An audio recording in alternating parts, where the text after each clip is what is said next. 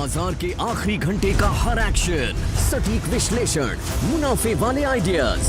कीजिए कल की तैयारी आज हमारे साथ। देखिए CNBC आवाज मोतीलाल ओसवाल स्टूडियो से लाइव।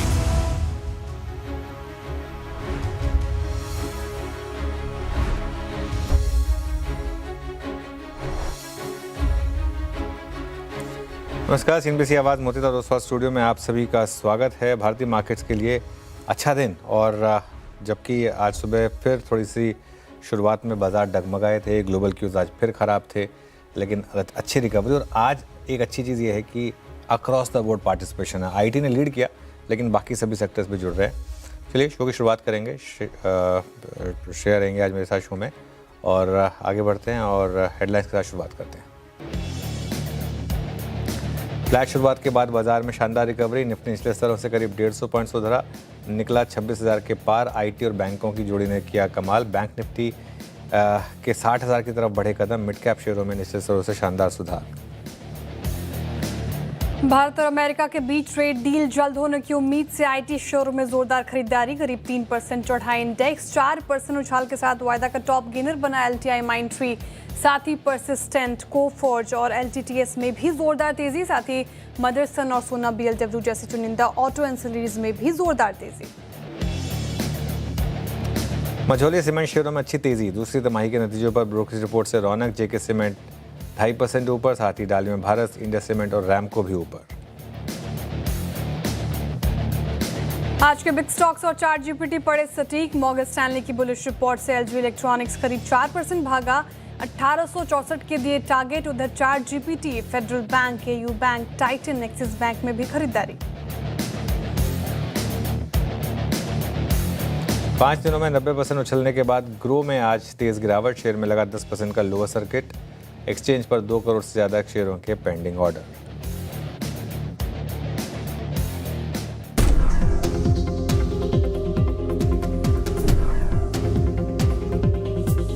थोड़ा सा गिरा हूं, टूटा नहीं हूं। मार्केट ऐसा है, 1 या 2 दिन की गिरावट से ट्रेंड नहीं बदलेगा। किसी भी एंगल से ये डिजास्टर नहीं था। डिजास्टर होता अगर आप 2% गिर जाते हो।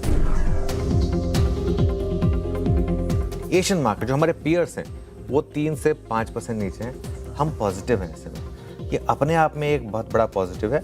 जब तक आप 10 और 20 डेमा के ऊपर हैं तब तक ट्रेंड नहीं बदला।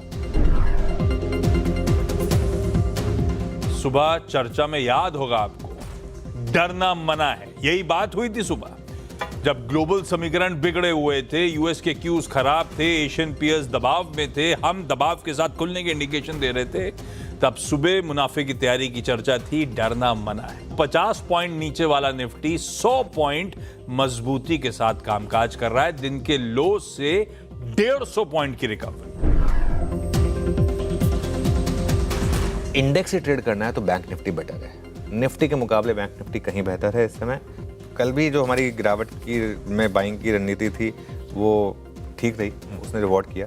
बेस्ट एंट्री जोन है 58,500 से 58,700 का, और इन दैट केस आपको एक स्ट्रिक्ट टाइट स्टॉप लॉस लगाना होगा 58,500 का। आज भी निफ्टी बैंक एक समय 200 पॉइंट दबाव में था और इस समय 100 पॉइंट से ज्यादा की मजबूती के साथ कामकाज कर रहा है। वापस 59,000 के ऊपर, और CNBC आवाज के वो 59,500, 60,000 के टारगेट की तरफ अग्रसर नजर आएगा। पोजिशनल ट्रेडर्स के लिए अभी भी मेरा व्यू जो वो इंटैक्ट है। जो हमने 59,000 के टारगेट की बात की थी वो तो हिट हुआ था। उसके बाद 59,500 और 60,000 ये बड़े टारगेट जो हैं ये अभी भी इंटैक्ट है। वो जो रेशियो चार्ट है वो यही कह रहा है। ओके, चलिए शो की शुरुआत करेंगे। और जैसे मैंने कहा कि अगले 1.5 घंटे शेयर में रहेंगे आपके साथ। Good afternoon. Good afternoon. और देखिए क्या शानदार मार्केट रही, और ट्रेंड बरकरार है। और आज भी नहीं, हमने कल भी ये बात की थी कि ट्रेंड इंटैक्ट है। और एक चीज़ मैं कहूँगा यहाँ पर CNBC आवाज़ पर, हालांकि बहुत लोगों ने उसको थोड़ा सा नेगेटिवली लिया था कि क्यों हम पॉजिटिव हैं जबकि ग्लोबल मार्केट इतना ख़राब है। एक साफ हमारा व्यू था कि ट्रेंड नहीं टूटा है। और सब हमने एक चीज़ कही थी कि यहाँ पर कि डरना मना है। आपको मार्केट में इस गिरावट से डरना नहीं है।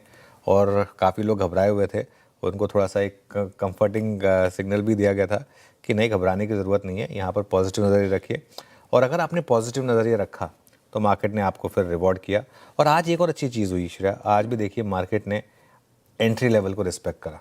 निफ्टी और बैंक निफ्टी दोनों में जो एंट्री लेवल थे, बैंक निफ्टी में 58,700 की बात हुई थी कि 58,700 पे आप बाय करिए 58,500 के स्टॉप के साथ।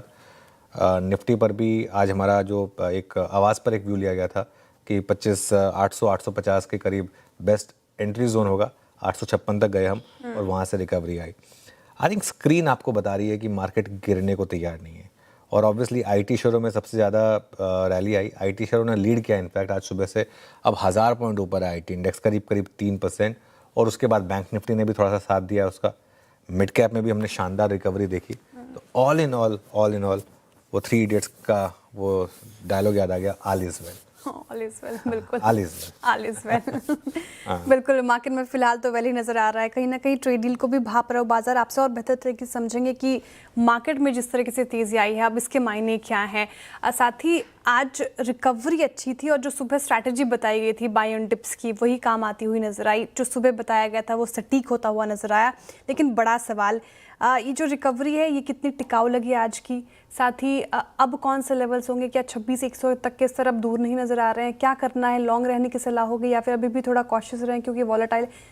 इस सिनेरियो में आपका व्यू क्या है मार्केट को लेकर? बिल्कुल, देखिए अभी के लिए वही व्यू है जो पिछले कुछ दिनों से चला आ रहा है। मार्केट ने अब तक हमारा स्टॉप लॉस लेवल नहीं तोड़ा है। जो हमारा 25,750 का था वो नहीं तोड़ा है। ऑल टाइम हाई अब ज़्यादा दूर नहीं है, गिनती के 277 पॉइंट, मतलब एग्जैक्ट 1% दूर हैं अब हम ऑल टाइम हाई से। और 26,100 जिसको हम बार बार टेस्ट कर रहे हैं, जहाँ तक जा रहे हैं और जहाँ तक जाने के बाद हम थोड़ा सा वहाँ से फिसल जाते हैं। एक बार अगर आपने उसको क्रॉस किया श्रेया और उसके ऊपर टिक गए आप, तो मुझे लग रहा है कि फिर बड़ी वाली शॉर्ट कवरिंग होगी। दूसरी बात, हमारी मार्केट अब आउट परफॉर्म कर रही है। अगर आप देखें अब ग्लोबल मार्केट से डरने की ज़रूरत नहीं। और एक और चीज़, अब FIIs जो है ना, मुझे लग रहा है कि वो शायद इंडियन मार्केट में एंटर करेंगे क्योंकि हमारी मार्केट, FIIs उस मार्केट में जाते हैं जहाँ आउट परफॉर्मेंस मिल रही है। आज सुबह हमने टेबल दिखाई थी आपको कि एशियन मार्केट कैसे 5 दिनों में 4-4 5-5% गिर गई हैं। ऐसे में एक ऐसी मार्केट जो ना सिर्फ ना गिर रही है बल्कि उल्टा चल रही है, तो ऐसे में मुझे लग रहा है कि एक FII का पैसा आने की भी यहाँ पर उम्मीद रहेगी। और अगर FIIs की एक और चीज़ है, अभी वो बड़े पैमाने पर शॉर्ट हैं और कई बार ये चीज़ें ना ब्यूटीफुली अलाइंड होती हैं। हम आई थिंक 2-3 दिन पहले एक चीज़ डिस्कस कर रहे थे कि 15 या 16 अक्टूबर के जितने शॉर्ट सिस्टम में आ गए थे और 15-16 अक्टूबर के बाद ही सबसे बड़ी शॉर्ट कवरिंग हुई थी। अगले 10 दिन में अक्टूबर के एंड में जो वो शॉर्ट कवरिंग हुई थी, तो क्या एक पॉसिबिलिटी है कि नवंबर में एग्जैक्ट अक्टूबर का रिपीट हो रहा हो कि नवंबर के फर्स्ट हाफ, अक्टूबर में, खैर पूरे अक्टूबर में रैली थी, लेकिन नवंबर में एटलीस्ट 15-16 तक FIIs ने शॉर्ट बनाए, उन शॉर्ट्स को फॉलो थ्रू नहीं मिला। अब आपने देख ही लिया, हम प्रैक्टिकली हमारी इस पूरी स्विंग का हाई 26,104 है, 52 वीक हाई हमारा 26,104 है, हम 26,012 पर है। तो एक तरीके से हम प्रैक्टिकली 52 वीक हाई पर है। तो इसका मतलब शॉर्ट्स को फॉलो थ्रू नहीं मिला है। तो अगर शॉर्ट्स को फॉलो थ्रू नहीं मिला है तो शायद वो शॉर्ट्स भी कवर करने के लिए आए। और अच्छा, एक और चीज़ बताऊँ मैं आपको, शॉर्ट्स को डर एक किस चीज़ का रहेगा? शॉर्ट्स को डर इस चीज़ का रहेगा कि किसी भी दिन रात को अनाउंसमेंट आ जाएगी, डोनाल्ड ट्रंप अपने ट्रुथ सोशल पर डालते हैं कि हमने इंडिया के साथ ट्रेड डील कर ली है, और अगले दिन निफ्टी उसकी वजह से 300 या 400 पॉइंट का गैप अप हो गया। क्योंकि जिस दिन भी वो होगा, एक बार के लिए तो आपको गैप अप मिलेगा, भले ही उसमें सेलिंग आ जाए, लेकिन एक बार के लिए तो 300-400 पॉइंट का गैप अप आपको मिलेगा। तो अगर ऐसा हो गया तो फिर तो आपको कवरिंग का भी मौका नहीं मिलेगा। तो इसके लिए ये आई थिंक एक रीज़न है कि मार्केट में मंदी नहीं आती है, तेज़ी आती है, और मंदी आती भी तो टिकती नहीं है। अब लेवल स्पेसिफिक, और अगर मैं इंडेक्स पर अप्रोच की बात करूं, निफ्टी पर लॉन्ग रहें और हर गिरावट में अपनी पोजीशन ऐड करें। यहाँ पर 26,000 के ऊपर अब आप टिक रहे हैं वापस एक बार। यहाँ पर छोटे टारगेट्स होंगे 26,050 के और 26,100 के, लेकिन बड़े टारगेट्स पर फोकस करें क्योंकि एक बार उसके ऊपर अगर आप निकले तो 26,250 से 26,300, जहाँ पर फाइनली आपका ऑल टाइम हाई प्लेस्ड है 26,277 का, वहाँ तक भी जाने का आपको मौका मिलेगा। हाँ, एक चीज़ अब आप कर सकते हैं, अब अपने ट्रेलिंग स्टॉप लॉस को बढ़ा दें, अब 25,850 पर ले आएँ इसको क्लोजिंग बेसिस पर। इंट्राडे में भले ही थोड़ा और आप उसको स्कोप रखना चाहें, लेकिन क्लोजिंग बेसिस पर अब 25,850 पर ले आएँ। अभी भी 25,850 के अगर आप स्टॉप पकड़ के चलें और 26,300 26,400 के टारगेट पकड़ के चलें तो रिस्क रिवॉर्ड काफ़ी शानदार है यहाँ पर। बैंक निफ्टी की जहाँ तक बात है, बैंक निफ्टी में हर डिप पर बाइंग करें और अपना स्टॉप लॉस रखें 58,500 का। आज भी देखिएगा शानदार तरीके से बैंक निफ्टी ने एग्जैक्ट उस पॉइंट से, हमने 58,700 की बात की थी, 58,700 से ही घुमा है एग्जैक्टली, और वहाँ से आप देखिए करीब करीब 350 पॉइंट की रैली दी है बैंक निफ्टी ने। तो इससे अच्छा इंडेक्स नहीं है इस समय, ये अभी भी एक आउट परफॉर्मिंग इंडेक्स है। आज निफ्टी ज़्यादा चल गया क्योंकि आईटी चला है, लेकिन ओवरऑल अगर आप मुझे पूछेंगे तो अभी भी बैंक निफ्टी रिलेटिवली बेटर है, और 59,500 और 60,000 ये टारगेट मुझे लग रहा है कि यहाँ से आ सकते हैं बैंक निफ्टी में। ये मेरा एक व्यू रहेगा मार्केट के ऊपर। ओके, तो निफ्टी बैंक निफ्टी के लिए व्यू लेवल्स बता दिए गए हैं। बैंक निफ्टी रिलेटिवली स्ट्रॉन्ग नज़र आ रहा है और 26,100 के पार अगर निकलता है निफ्टी तो 26,300 तक के स्तर देखने को मिल सकते हैं। तो फिलहाल बाय ऑन डिप्स की स्ट्रैटेजी और थोड़ा ऑप्टिमिस्टिक व्यू है। लेकिन आपने जिक्र किया आईटी का। आईटी मुझे याद है आपने पॉजिटिव व्यू लिया था पिछले कुछ दिनों में, जब H1B वीज़ा वाला बयान भी आया था, उसके बाद भी आपने पॉजिटिव व्यू लिया। ट्रेड डील को लेकर जिस तरीके से बुकाहट है उसके बाद भी आपने पॉजिटिव व्यू लिया, और आज वो होता हुआ दिखा। 3% निफ्टी आईटी आप शानदार रैली इस पर्टिकुलर काउंटर में, इंडेक्स में। अब क्या व्यू बन रहा है निफ्टी आईटी को लेकर, कितनी टिकाऊ लग रही है और क्या करना चाहिए? देखिए 3-4 चीज़ें एक साथ हो गई। कल इन्फोसिस के बायबैक की डेट अनाउंस हो गई, तो उससे सबसे बड़े स्टॉक में सबसे बड़ा स्टॉक टीसीएस है, लेकिन अभी भी अगर फ्लोटिंग स्टॉक के हिसाब से देखा जाए तो इन्फोसिस को लोग सबसे बड़ा बेल वेदर मानते हैं आईटी के लिए। तो सबसे पहले तो उसकी वजह से एक आज सबसे जो पहला मूव आया वो इन्फोसिस का था। सुबह खुलते ही इन्फोसिस ने एक गैप अप दे दिया, और जब इन्फोसिस चलता है ना तो उसके बाद फिर टीसीएस और बाकी स्टॉक चलते हैं। और एक चीज़ मैं बार बार कह रहा हूँ, हमारा नैस्डैक के साथ एक 1-to-1 कोरिलेशन नहीं है। नैस्डैक में जो स्टॉक्स हैं वो पूरे के पूरे अब ये एआई वाले स्टॉक्स, रोबोटिक्स वाले स्टॉक्स, इस तरीके के स्टॉक्स हैं बेसिकली। उनका हमारी आईटी से कोई लेना देना नहीं है। तो I think in one way I am happy कि ये जो एक 1-to-1 था कि अगर नैस्डैक गिर गया तो इंडियन आईटी भी गिर जाएगा, अब वो होना बंद हो गया है। तो इसके लिए आईटी शेयरों पर मार्केट को बहुत सारे ट्रिगर मिले और इस वजह से मार्केट में चला। I think mid cap IT में पिछले कई दिनों से अगर आप देखें सेंस बन रही थी। I think for example LTTS का चार्ट देखते हैं, पिछले हफ्ते ये हमारे चार्ट जीपीटी में भी आया था, जब हमने थोड़े से 1-2 कैश स्टॉक्स भी डिस्कस करे थे, तो इसके लिए यहाँ पर वो मूव आ गया। लेकिन असली मुझे लग रहा है कि एक सेंस मार्केट को ये भी आ रही है, आईटी गिरा क्यों था बीच में? पहले आईटी गिरा इसलिए था क्योंकि कहीं ना कहीं एक रिस्क आ गया था कि जब भारत और अमेरिका के रिश्ते इतने ख़राब हो गए थे कि कहीं ना कहीं जाकर आईटी पर भी कहीं टैरिफ ना आ जाए। कहीं वो H1B वीज़ा वाला जो मामला आया था, उसके बाद एक के बाद एक जो डोनाल्ड ट्रंप ने यूटर्न मारे हैं, उसके बाद से आप देखें तो आईटी आउट परफॉर्म ही कर रहा है। बस बीच में थोड़ा सा गिर गया था 200 डे मूविंग एवरेज के आसपास आकर, लेकिन आईटी में मुझे लग रहा है कि अभी भी, और आईटी में अभी भी लार्ज कैप आईटी में वैल्यूएशन कंफर्ट है, तो इस वजह से मुझे लग रहा है कि यहाँ पर अभी भी अच्छे मूव्स रहेंगे शेयर। बिल्कुल, आईटी की चर्चा कर ली। मिड कैप्स को लेकर भी मेरा सवाल है। Monday mid caps life time high touch किया, कल थोड़े गिरे, आज भी निचले स्तरों से रिकवरी दिखाई, लेकिन स्मॉल कैप थोड़ा डामाडोल, इसलिए ब्रेथ थोड़ी डिक्लाइंस के फेवर में। लेकिन मूड माहौल कैसा लग रहा है मिड कैप और स्मॉल कैप? बिल्कुल, चलिए आपने मिड कैप और स्मॉल कैप पे पूछ लिया तो एक काम करते हैं, पहले वो हमारे जो आज का जो रफ्तार के घोड़े और फिसड्डी स्टॉक्स है वो डिस्कस कर लेता हूँ, उसके बाद मैं आपको इस सवाल का जवाब दे देता हूँ। पहले आते हैं रफ्तार के घोड़े स्टॉक्स में। सबसे पहले persistent systems, mid cap IT में शानदार तेजी है, और आज सुबह क्विक सिंगल्स का पहला ट्रेड था परसिस्टेंट सिस्टम हमारे चैनल पर, और उसके बाद रिविजिट भी हुआ था वो धमाकेदार ऑप्शंस में भी, तो शानदार मोमेंटम यहाँ पर। एलटीटीएस हमने चार्ट जीपीटी में लिया था, आई थिंक लास्ट वीक लिया था ये, और ट्रायंगल ब्रेकआउट बताया था। और ट्रायंगल ब्रेकआउट में हमेशा एक चीज़ हमने डिस्कस की है, हमेशा उसको फिर थोड़ा सा मीडियम टू लॉन्ग टर्म के हिसाब से सोचिए, क्योंकि वो ट्रायंगल ब्रेकआउट जो होते हैं ना वो लॉन्ग टर्म के हिसाब से मैसिवली पॉजिटिव होते हैं। आज सुबह संवर्धन मदरसन हमने सुबह डिस्कस भी किया था, आई थिंक मैंने स्पॉट भी किया था इसको, और यूएस से जुड़े जो ट्रेड डील से जुड़े हुए शेयर्स हैं उनमें तेज़ी की उम्मीद में अब ये स्टॉक्स भागेंगे, ये बात हुई थी।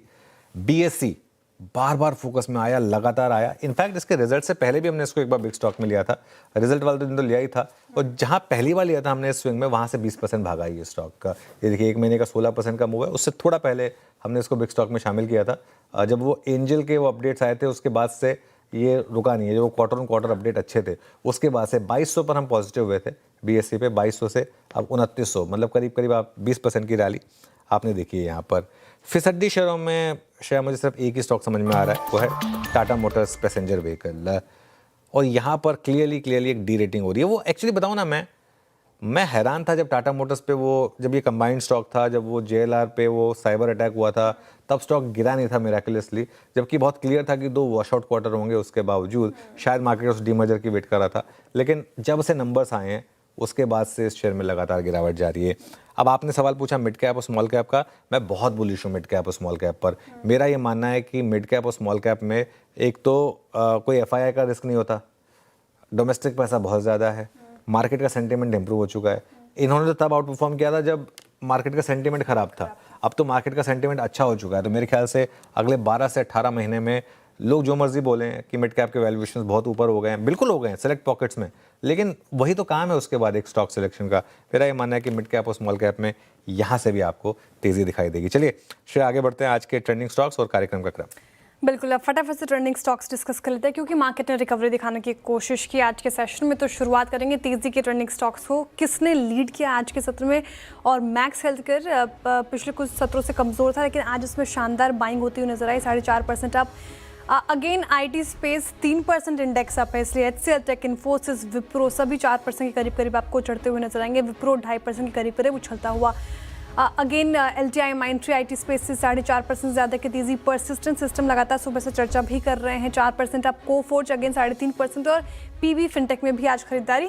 पॉलिसी बाजार 3% अब आपको नज़र आएगा। लेकिन जो हम डिस्कस कर रहे थे, जिस स्टॉक्स ने डेंट दिखाया है आज, टाटा मोटर्स पैसेंजर व्हीकल 2.5% की गिरावट। मारुति सुजुकी ऑटो स्पेस से ये टूट गया। अडानी पोर्ट्स काफ़ी चल रहा था, आज मुनाफा वसूली 1% के करीब। बजाज फाइनेंस भी मुनाफा वसूली का शिकार होता हुआ नजर आया, लगभग 1%। सम्मान कैपिटल में आज 5% की गिरावट देखने को मिली। बायोकॉन काफ़ी सत्रों बाद टूटा, ये 2.5% के करीब। JSW एनर्जी में मुनाफा वसूली और PNB हाउसिंग फाइनेंस भी काफ़ी चलने के बाद आज मुनाफा वसूली देखने को मिल रही, करीब 1.5%। ये कुछ स्टॉक्स जहां पर एक्शन।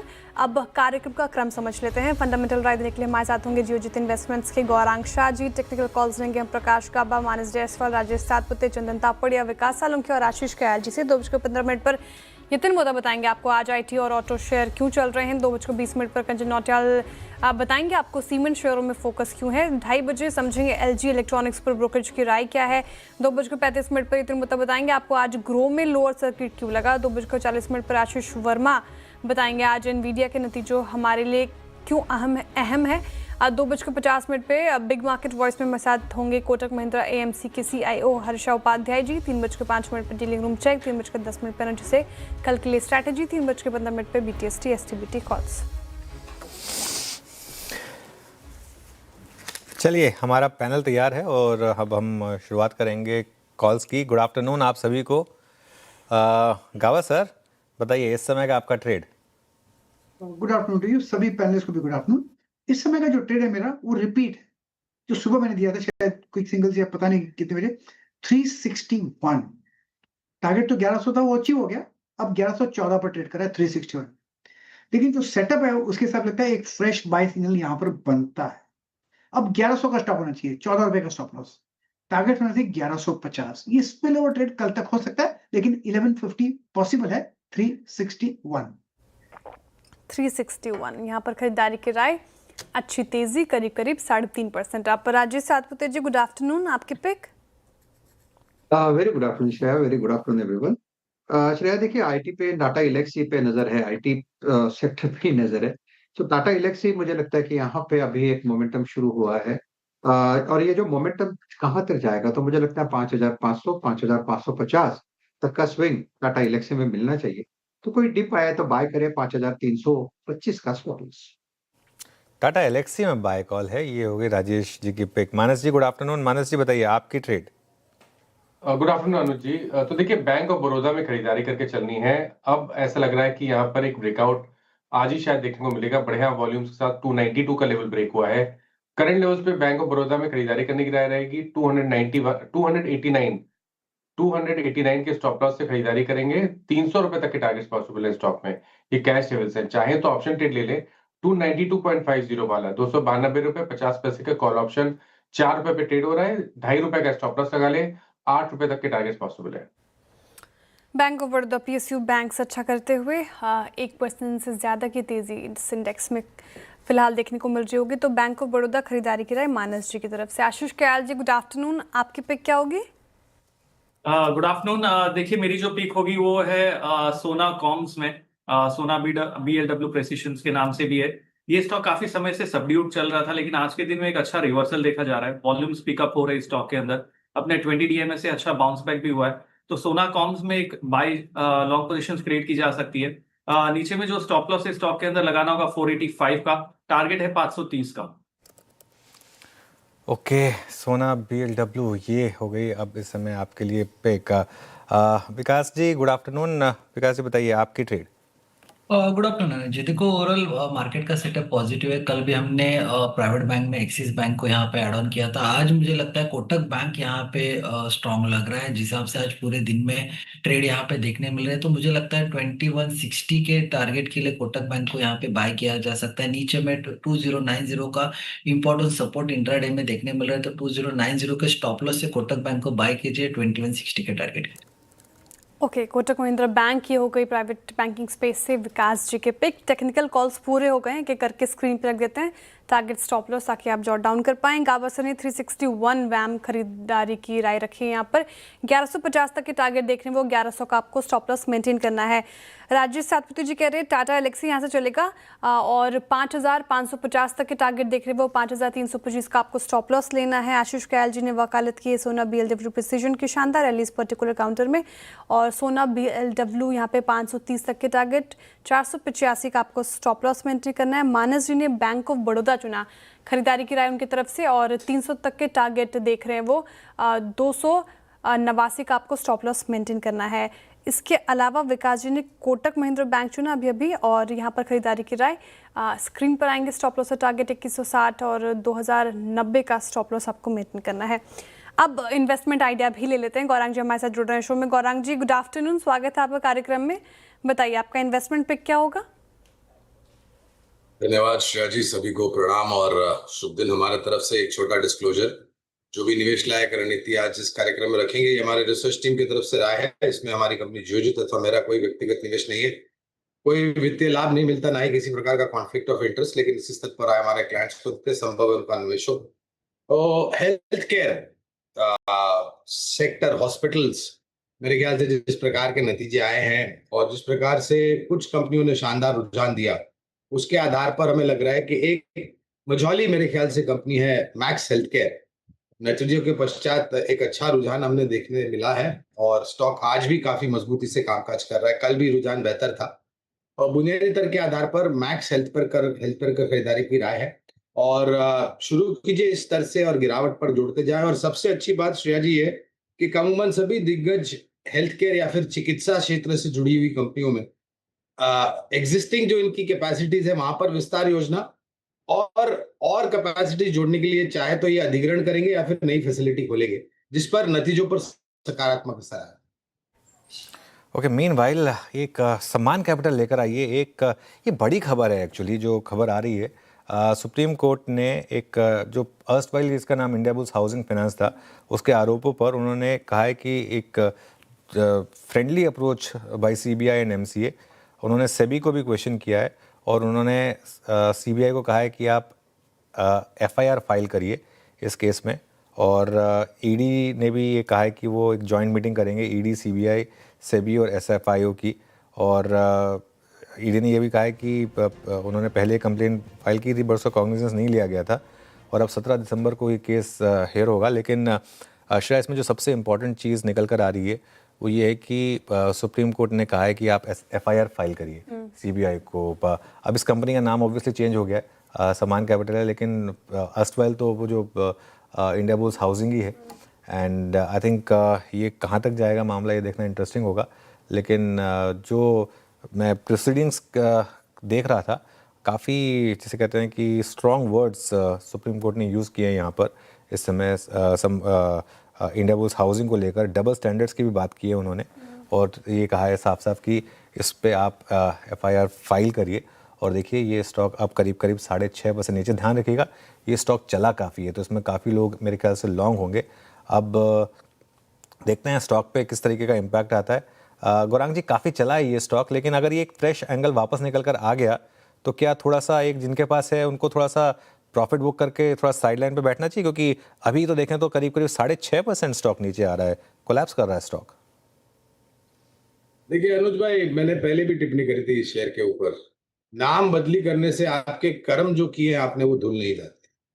और इतिहास में हमने पहले भी कामकाज को लेकर के, मैनेजमेंट के जो मेंबरान हैं उनको लेकर के, और अब ये सर्वोच्च न्यायालय से आदेश आया है कि आपको एफआईआर फाइल करनी है, और जो नाम दर्ज होंगे वो कंपनी के साथ जुड़े हुए मेरे ख्याल से जो बड़े बड़े लोग हैं उनके भी नाम है, ऐसा कुछ रिपोर्ट में मैंने सुना है। कितना सही गलत है मुझे नहीं पता, लेकिन देखिए क्या ये एकमात्र कंपनी है इंडिया बुल्स या फिर अभी की नाम से प्रसिद्ध सम्मान कैपिटल? मुझे लग रहा है कि इससे काफी सारी बेहतर कंपनियां हैं। विशेष रूप में टिप्पणी नहीं करूंगा क्योंकि इस जैसी कंपनियों पर हम कवरेज नहीं रखते, लेकिन एल&टी फाइनेंस है, एमएलएम फाइनेंस है, श्रीराम फाइनेंस है, चोलामंडलम इन्वेस्ट है, बजाज फाइनेंस है, काफी सारी कंपनियां हैं जो इस क्षेत्र में सक्षम रूप से और बुनियादी तर्क पर ना तो कामकाज अच्छा है लेकिन मैनेजमेंट भी काफी सक्षम और मजबूत है। तो ऐसी सब कंपनियों पर आपको ध्यान देना चाहिए, और जब भी कोर्ट कचहरी का और सर्वोच्च न्यायालय का मुद्दा आकर के खड़ा होता है तो सावधानी आपको और भी बरतनी चाहिए। ओके, बिल्कुल। मीनवाइल 8% के करीब अब स्टॉक नीचे आ चुका है ये सम्मान कैपिटल का, और का ध्यान रखिएगा ये अर्स्टवाइल इंडिया बुल्स हाउसिंग वाला मामला चल रहा है जो अब तक, लेकिन आरोप उनके ऊपर थे, ऑब्वियसली इसका नाम चेंज हो गया। अब इसके लिए आप नीचे जो स्टॉक देख रहे हैं वो सम्मान कैपिटल का है, लेकिन इस समय स्टॉक में काफ़ी सेलिंग प्रेशर है इस समय। मानस, टेक्निकली कैसा लग रहा है वैसे ये स्टॉक, क्योंकि काफ़ी चला है? बिल्कुल, देखिए काफी चला है, और अब आज एक बहुत ही अहम सपोर्ट ब्रेक हुआ है। 175 का एक प्राइस सपोर्ट था, 10 एंड 20 डे मूविंग एवरेज के नीचे आज मॉर्निंग में ही स्टॉक फिसला था। तो अब क्योंकि 175 का लेवल ब्रीच हुआ है, मेरे ख्याल से करेक्शन डीप हो सकता है। 165 रुपए पे 50 डे मूविंग एवरेज है, और अगर 165 का लेवल ब्रेक हुआ तो 150 रुपए तक की गिरावट भी आपको देखने को मिल सकती है। आपके पास पोजीशन है तो 165 के नीचे जरूर से स्टॉप लॉस लगा के रखें।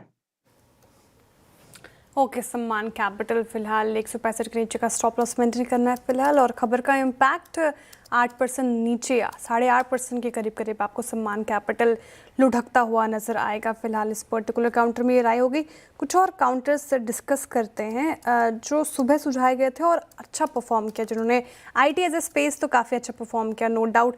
राजेश सातवत जी, आपने नौकरी रखा था अपने ट्रेड में शुमार, नौकरी 2.5% अप, और क्या टारगेट प्राइस थे आपके, और अभी फ्रेश व्यू क्या होगा इस पर्टिकुलर काउंटर पर?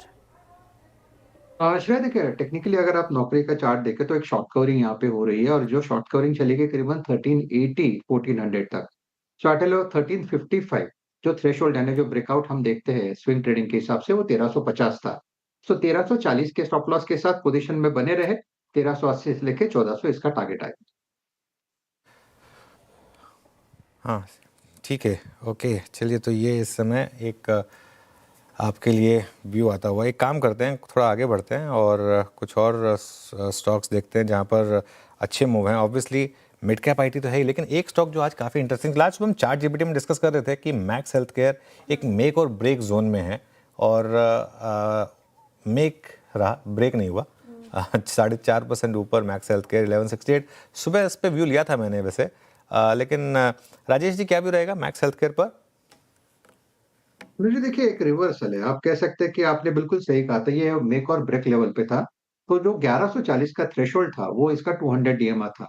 तो जो सप्लायर था यानी जो सेलर था वो 1140 के हिसाब से बैठा था, तो वहां पे शॉर्ट स्क्वीज होगा, और वो हो भी रहा है। तो मेरे हिसाब से यहाँ पे पोजीशन बनी रहनी चाहिए, 1140 का स्टॉप लॉस रखे। इसका जो टारगेट दिखता है, इमीडिएट रेजिस्टेंस दिखता है, वो करीबन 1200 के आसपास है, जो कि हमारा टारगेट 1 होगा। तो it's still a buy, it's still a hold. Okay, चलिए अब आगे बढ़ते हैं। और ऐसा लग, by the way bank Nifty ने फ्रेश ऑल टाइम हाई लगा दिया। क्या शानदार ट्रेड रही मेरे ख्याल से श्रेया। और देखिए अब 250 पॉइंट बैंक निफ्टी ऊपर है, और लो देखिए आप 58,688 का, और 58,700 पर आज सुबह हमारा एंट्री पॉइंट था। 58,700 पर एंट्री और 58,500 का स्टॉप, और 58,688 से घूमा, और करीब करीब इंटरडे में देखिए, मैं ऑब्वियसली एब्सोल्यूट लो पे तो किसी ने नहीं लिया होगा, लेकिन अगर आपने 58,800 पे भी ले लिया, रिकवरी में एक बार कंफर्मेशन मिल गया, बायस का कंफर्मेशन मिल गया, उसके बाद भी मार्केट ने आपको अच्छा खासा मूव दे दिया। और निफ्टी अब देखिए 26,050 पर इस समय ट्रेड करता हुआ, और आई थिंक इस स्विंग का ये हाईएस्ट पॉइंट है। 26,104 52 वीक हाई है हमारा, लेकिन अब इस करंट स्विंग में कई बार हम यहाँ तक गए हैं। अब ये इंटरेस्टिंग होगा शॉर्ट कवरिंग की भी प्रोबेबिलिटी काफ़ी रहेगी यहाँ पर, क्योंकि एफआईएस काफ़ी शॉर्ट है। चलिए एक काम करते हैं, एक मार्केट को एक शायद एक क्या कहें कि एक महक आ रही है ट्रेड डील की, जो प्रोफाइल ऑफ स्टॉक्स है जहाँ पर रैली आ रही है। एक्सपोर्ट से जुड़ी हुई कंपनियाँ, आईटी कंपनियाँ, ऑटो एंसिलरी कंपनियाँ। यतिन के पास चलते हैं डिटेल्स के लिए। Yatin, good afternoon. Good afternoon. और कहीं ना कहीं यूएस के साथ जो ट्रेड डील की उम्मीदें हैं उसको मजबूती मिल रही है। 2-4 दिनों से जो स्टेटमेंट्स आ रहे हैं, चाहे वो पीयूष गोयल जी की तरफ से आ रहे हैं या यूएस के ट्रेड रिप्रेजेंटेटिव्स की तरफ से आ रहे हैं, कहीं ना कहीं ऐसा लग रहा है कि दोनों ही पक्ष जो है एक बैलेंस ट्रेड डील के पक्ष में है। और बहुत जल्द पीयूष गोयल ने यस्टरडे कहा कि एक गुड न्यूज़ मिलेगी। कितने चरणों में होती है ये ट्रेड डील, कैसे संतुलन भारत सरकार बनाती है, क्योंकि एग्री और जो फिशरी सेक्टर है ये एक सेंसिटिव सेक्टर है, तो वहाँ किस तरीके से ट्रेड डील होती है और दूसरे गुड्स के इंपोर्ट और एक्सपोर्ट पे किस तरीके से टैरिफ लगता है, वो भी एक देखने लायक चीज़ होगी। बहरहाल जो अच्छा डेटा पॉइंट है बाजार के लिए वो ये है कि रशिया से जो इंडिया का ऑयल इंपोर्ट है वो बिल्कुल ना के बराबर हो गया है। तो कहीं ना कहीं लोगों को लगता है कि जिस तरीके से भारत ने रशियन ऑयल इंपोर्ट्स बंद कर दिए हैं, शायद ये ट्रेड डील की तरफ इशारा कर रहे हैं। अभी अगर हम बात करें तो $15 अरब तक के तेल खरीदने की यूएस के साथ बातचीत हो रही है। थोड़े दिनों पहले हरदीप पुरी जो हमारे पेट्रोलियम मिनिस्टर हैं, उन्होंने भी एक गैस की डील का अनाउंसमेंट किया जहां ऑयल मार्केटिंग कंपनीज अब अमेरिका से गैस खरीदेंगी। लेकिन पूरा का पूरा मामला फंसा हुआ है $60 अरब के गुड्स के ऊपर, जिस पे अभी 50% टैरिफ लग रहा है। और क्योंकि ये सारे इंडिकेटर्स पिछले जो 2-4 दिनों से आए वो पॉजिटिव डायरेक्शन हिंट कर रहे हैं, आज हम देखेंगे तो आईटी स्टॉक्स अच्छे खासे मोमेंटम में हैं। थोड़े दिनों पहले वीज़ा पे एक असमंजस बना हुआ था, लेकिन अगर हम बात करें तो यूएस में जो रेट कट की बातें हैं और जो टैरिफ डील की बात है, उससे शायद सबसे पहला फ़ायदा आईटी शेयरों में होगा। इसीलिए शायद आज पूरा का पूरा इंडेक्स 2-2.5% की तेज़ी के साथ है। स्टॉक्स की बात करें तो मिड कैप आईटी शेयरों में ज़्यादा तेज़ी है, जैसे कि intellect, persistent, LTTS, persistent systems. अब लार्ज कैप की बात करें तो इन्फोसिस, टीसीएस, एचसीएल टेक में जैसे काउंटर्स में भी 2 से 3% की तेज़ी है। ऑटो एंसिलरीज भी आज जो एक्सपोर्ट फोकस वाली है, यहाँ अच्छा मोमेंटम है। तो मदरसन संवर्धना देख लीजिए, भारत फोर्ज देख लीजिए, सोना बीएलडब्ल्यू देख लीजिए, जिनकी लगभग 1/3 मिनिमम 1/3 सेल्स यूएस मार्केट से आती हैं, एक्सपोर्ट मार्केट से आती हैं। ये सारे शेयर्स दौड़े हुए हैं। ओपन इंटरेस्ट में लॉन्ग बिल्डअप दिख रहा है, तो 3-4% की तेज़ी यहाँ भी। और श्रिम्प और टेक्सटाइल एक्सपोर्टर्स की भी आज चांदी है। अवंती फीड्स, वर्धमान टेक्सटाइल्स, रेमंड और बहुत सारे ऐसे स्टॉक्स हैं टेक्सटाइल स्पेस में जो आज आपको मोमेंटम में दिखाई पड़ रहे हैं। ओके, तो ये तमाम सेक्टर्स फोकस में। शुक्रिया यतन जी जानकारी बताने के लिए और खबर समझाने के लिए क्यों ये सेक्टर्स आज आउट परफॉर्म कर रहे हैं। ट्रेड डील की सुगबुगाहट और अच्छे कदम की तरफ बढ़ता हुआ और ये तमाम स्टॉक्स। आईटी हमने डिस्कस किया, सुबह से हमने ऑटो एंसिलरीज के ऊपर भी राय रखी। एक बार अवंती फीड्स, हालांकि सुबह सुझाया गया था हमारे पैनल द्वारा, अवंती फीड्स 10% अप आज के सेशन में, शानदार रैली इस पर्टिकुलर काउंटर में। सवाल ये आशीष कयाल जी कि अवंती फीड्स को चेस करना चाहिए क्या 1-2 दिन के लिए? कैसा लग रहा है आपको इन लेवल्स पर, या फिर आज खिंच गया और अभी थोड़ा वेट एंड वॉच की सलाह? क्या इंडिकेशन चार्ट्स के थ्रू? देखिए, अवंती फीड्स में बहुत स्ट्रॉन्ग रैली ऑलरेडी आ चुकी है। यहाँ पर श्रेया अगर देखें तो 10% चढ़ चुका है। इस लेवल पे मोमेंटम तो बाय साइड पे, अगर आपके पास पोजीशंस है निचले लेवल से ली हुई तो वो आपको लॉन्ग कंटिन्यू रखना है। लेकिन फ्रेश पोजीशन अगर आपको क्रिएट करनी तो इस लेवल पे रिस्क रिवॉर्ड आपका सेट नहीं होगा। तो यहाँ पर से अगर बाई चांस आपको डिप मिल जाता है 824-825 के आसपास, वहां पर बाय करिए। स्टॉप लॉस फिर लगाइए करीबन 785 का, और फिर टारगेट हम करीबन 920-930 का देख सकते हैं। तो ओवरऑल रिस्क रिवॉर्ड अच्छा बैठेगा अगर बाय ऑन डिप्स की रणनीति अपनाएंगे। आरएसआई ओवरबॉट में तो डिप्स पे बाय करने की राय होगी।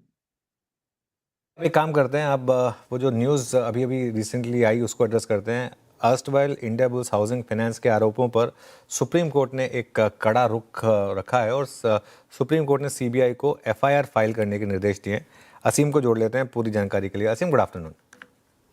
Good afternoon Rahul ji. देखिए, सुप्रीम कोर्ट में एक याचिका दायर हुई थी जिसमें कि जो सम्मान कैपिटल है इसकी जांच करने की, इसमें गड़बड़ियां पाई गई थी, उसकी जांच करने के लिए सुप्रीम कोर्ट से निर्देश मांगे थे। कहा था कि एक एसआईटी बना करके जांच की जाए।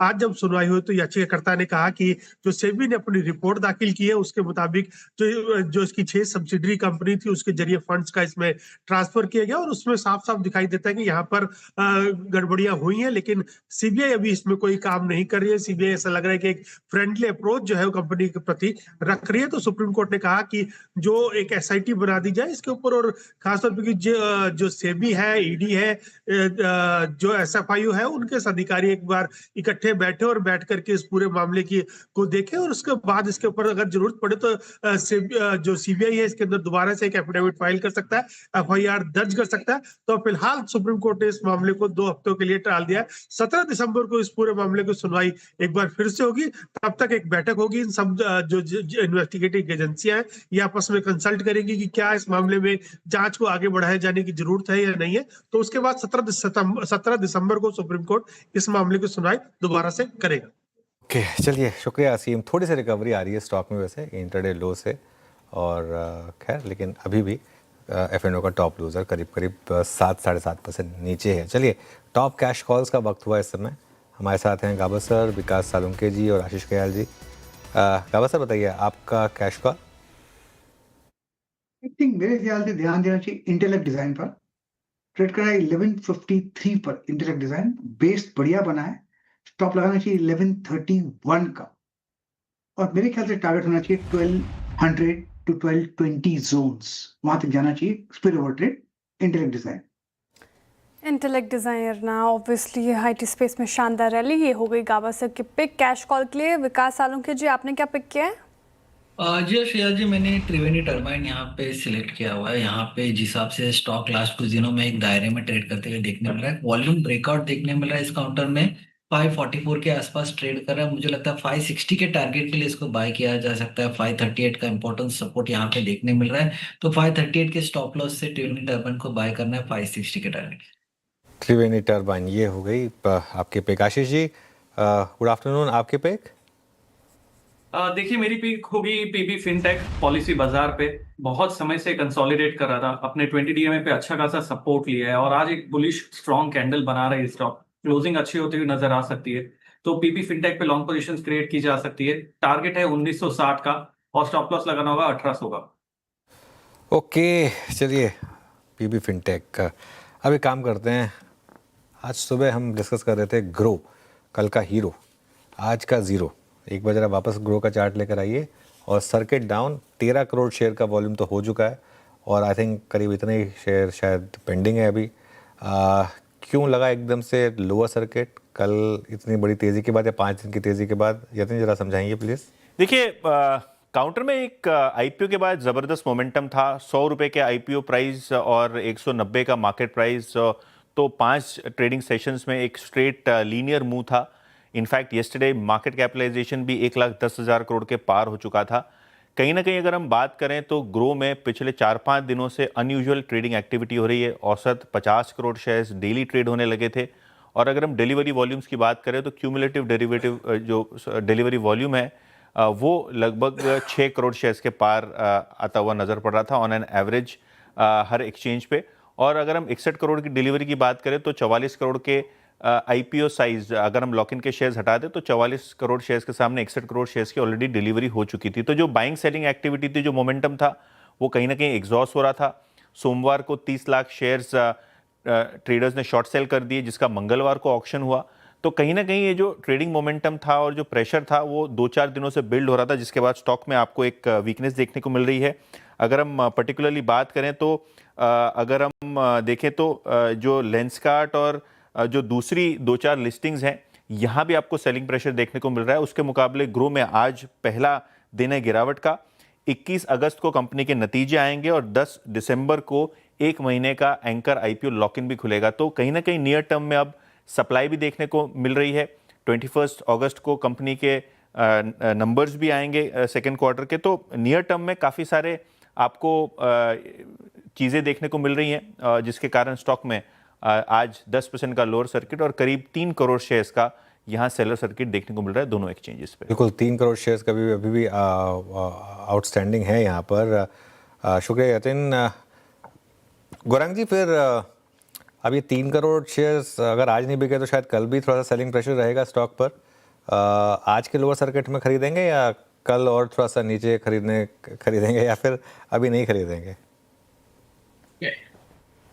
अनुज भाई, लॉ ऑफ ग्रेविटी भी एक चीज होती है। 5 दिन में अगर 80-90% की बढ़ोतरी आप देख लेते, 100 रुपए का मेरे ख्याल से भाव था जिस स्तर पर शेयर दिया गया था।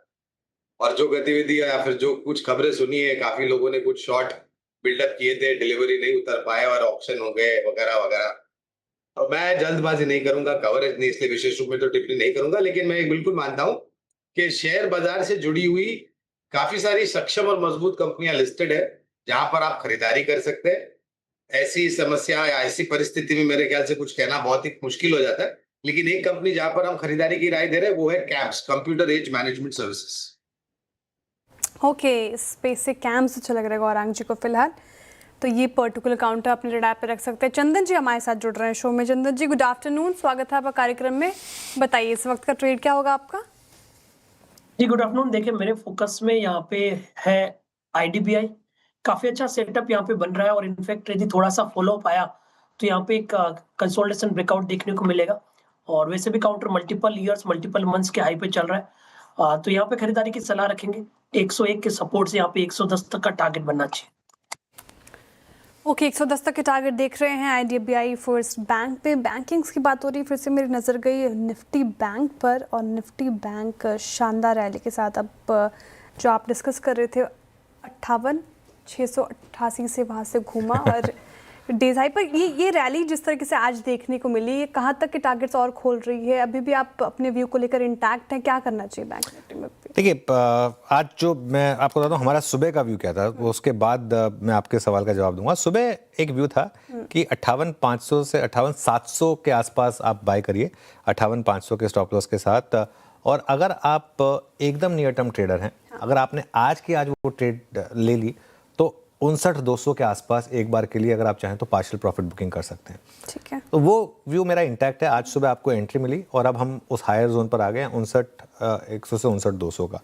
अब 59,200 पर अगर आपको यहाँ रेजिस्टेंस नहीं मिला तो मुझे लग रहा है कि फिर हम वो 59,500 और वो जो 60,000 वाले टारगेट हैं वहाँ पर आ सकते हैं। देखिए ये सुबह की आज हमारी अप्रोच थी 58,500 से 58,700 की, और 58,500 का स्टॉप था, और प्रॉफिट बुकिंग का जोन हमने बताया था 59,100 से 59,200 का। अब वो प्रॉफिट बुकिंग कॉल आपको लेनी है, लेकिन एक चीज़ है, शॉर्ट बिल्कुल नहीं करना है, शॉर्ट बिल्कुल नहीं करना है यहाँ पर।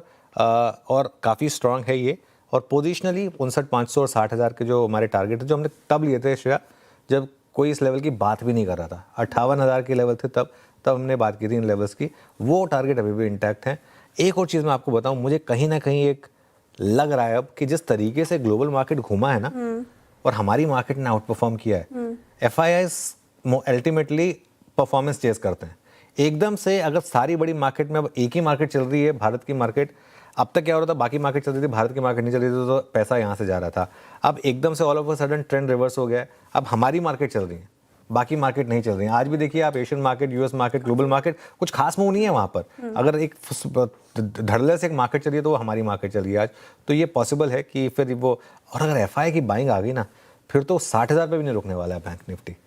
फिर तो बैंक निफ्टी हो सकता है कि और आपको 2-3 हज़ार पॉइंट ऐसे ही ऐड कर दे। बैंक निफ्टी जब एक बार चलना शुरू होता है ना, फिर उसके बाद फिर मोमेंटम उसमें काम करता है। सबसे प्यारा इंडेक्स है वैसे, क्योंकि इसमें क्या होता है, जब गिरावट आती है तो आपको ETF से पार्टिसिपेट करने का मौका मिलता है, और जब तेज़ी आती है तो एक ट्रेंडिंग मूव में पार्टिसिपेट करने का मौका मिलता है। तो खैर बने रहेंगे इसमें। चलिए काम करते हैं। निफ्टी भी डे हाई पर 26,050 पर, बैंक निफ्टी अब 59,200 क्रॉस करता हुआ। धमाकेदार ऑप्शंस लेंगे मानस जी से, चंदन जी से और आशीष कयाल जी से। चंदन जी आप शुरुआत करिए, गुड आफ्टरनून, आपका धमाकेदार ऑप्शन। बिल्कुल, देखिए मैं कैपिटल मार्केट थीम पे फोकस करूंगा और 2 काउंटर हमें काफी अच्छे लग रहे हैं काफी दिनों से। एक है MCX और दूसरा है BSE। तो मैं यहाँ पे फोकस करना चाहूंगा BSE के ऑप्शन पे। BSE का मैं एट द मनी कॉल की तरफ ही फोकस कर रहा हूँ। यहाँ पे डेटा सेटअप काफी पॉजिटिव है, कॉल अनवाइंडिंग के साथ में पुट राइटिंग देखने को मिल रही है। सो BSE का 2900 का जो कॉल है एट द मनी, अभी लगभग 54-55 रुपए के आसपास चल रहा है। खरीदारी की सलाह रहेगी, सपोर्ट रहेगा 33 रुपए का, ऊपर में टारगेट बनेंगे 79 के आसपास के। ओके, 2,900 का कॉल इन है BSE का, अच्छा लग रहा है काउंटर चंदन जी को। मानस जी बताइए आपका धमाकेदार ऑप्शन क्या होगा? देखिए धमाकेदार ऑप्शन के लिए MCX के 9800 के कॉल ऑप्शन में खरीदारी करने की राय रहेगी। यहाँ पर एक फ्रेश ब्रेकआउट देखने को मिला है, तो 9800 का कॉल ऑप्शन 165 रुपए के आसपास ट्रेड हो रहा है। स्टॉप लॉस आपको 124 का लगाना है और टारगेट आपको 235 के सेट करने हैं। डिस्क्लोजर है कि इस पे हमने अपने क्लाइंट्स को भी रिकमेंडेशन दिया हुआ है। ओके, और अब आशीष जी के पास चलते हैं। आशीष जी बताइए, आपका धमाकेदार ऑप्शन? देखिए भारत फोर्ज यहाँ पर बहुत स्ट्रॉन्ग रैली आज के दिन देखी जा रही है इस ऑप्शन में इन स्टॉक के अंदर। और जैसे बात करें ऑप्शन ऑलरेडी चढ़ते जा रहा है तो 1420 का जो कॉल ऑप्शन है भारत फोर्ज का वो बाय किया जा सकता है। 35 लेवल के आसपास काम कर रहा है। स्टॉप लॉस लगाना होगा 25 का और टारगेट यहाँ से देख सकते हैं करीबन 50 लेवल का।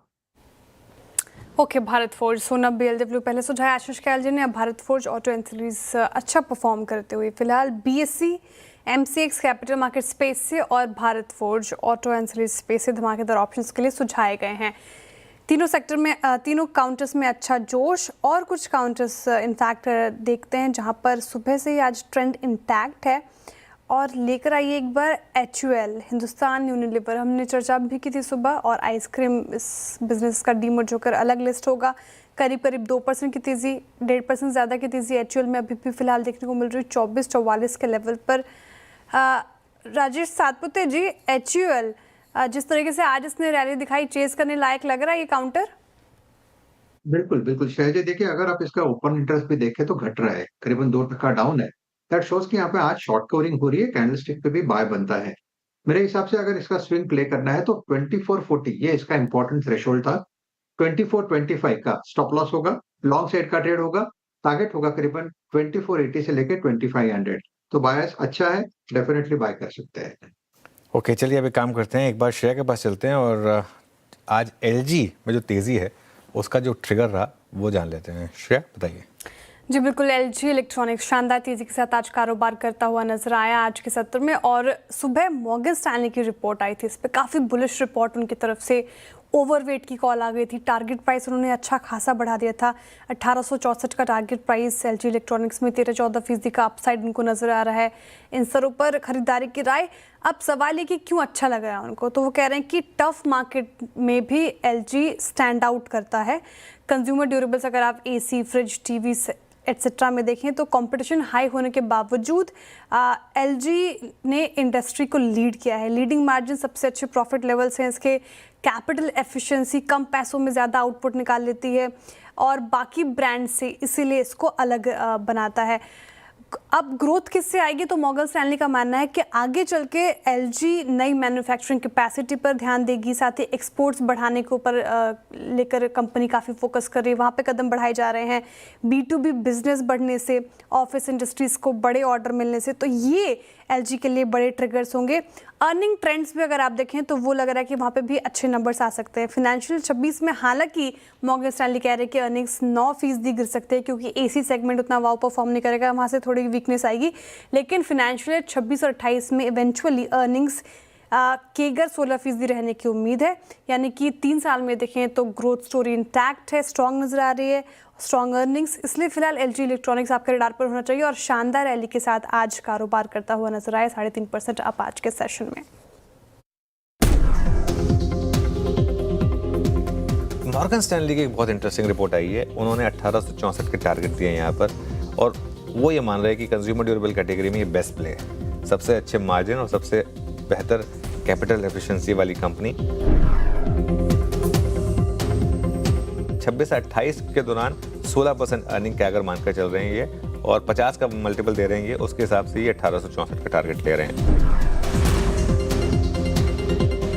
आज सुबह बिग स्टॉक्स में इस पे चर्चा हो रही थी कि सबसे preferred consumption consumer durable play है, इस स्टॉक को रडार पर रखिएगा। ये देखिए दिन के हाईज पे ये दिग्गज 3.25-3.5% मजबूती के साथ इस समय कामकाज करता हुआ।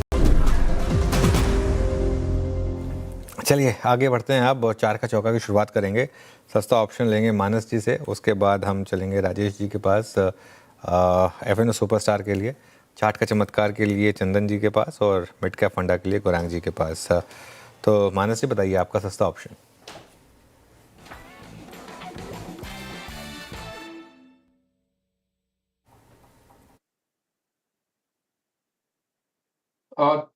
तो देखिए सस्ता ऑप्शन के लिए फिर से एक बार बैंकिंग पे ध्यान है। आई थिंक PNB के ऑप्शन में खरीदारी करनी चाहिए। स्टॉक बिल्कुल तैयार है एक फ्रेश ब्रेकआउट के लिए। तो PNB का 125 वाला कॉल ऑप्शन जो ₹1.40 पे ट्रेड हो रहा है, उसमें आपको खरीदारी करनी है। स्टॉप लॉस 75 पैसे के रहेंगे, 75 पैसे के स्टॉप लॉस से खरीदारी करेंगे और ₹3 के टारगेट सेट करेंगे PNB के 125 के कॉल ऑप्शन में। ओके, सस्ता ऑप्शन पीएनबी फिलहाल पंजाब नेशनल बैंक की हो गई माइनस डी की pick. FNO superstar Rajesh Satpute ji क्या चुन रहे हैं आप? श्रेया जी देखिए, अनफॉर्चुनेटली वही हो रहा है कि टीसीएस मुझे बहुत लगता है कि यहाँ से भी चलेगा। अच्छा, टीसीएस क्यों फिर से चुना, इसका रीजन है ये 3150 से लेके 3130 में ये कंसोलिडेट हो रहा था पिछले 2-3 घंटे से, और ये जो कंसोलिडेशन था इसका ब्रेकआउट मिला है 3150 के ऊपर। तो 3130 के स्टॉप लॉस के साथ टीसीएस फिर से एक बार के लिए बाय होगा। इसका जो स्विंग का टारगेट होगा वो रहेगा 3200 प्लस का। Okay, TCS. अब चंदन जी के पास चला जाए एक चार्ट का चमत्कार पिक के लिए। चंदन जी बताइए। बिल्कुल, मैं यहाँ पे फोकस करना चाहूंगा भारत फोर्ज पे। काफी अच्छा एक रिकवरी मोड यहाँ पे देखने को मिला है।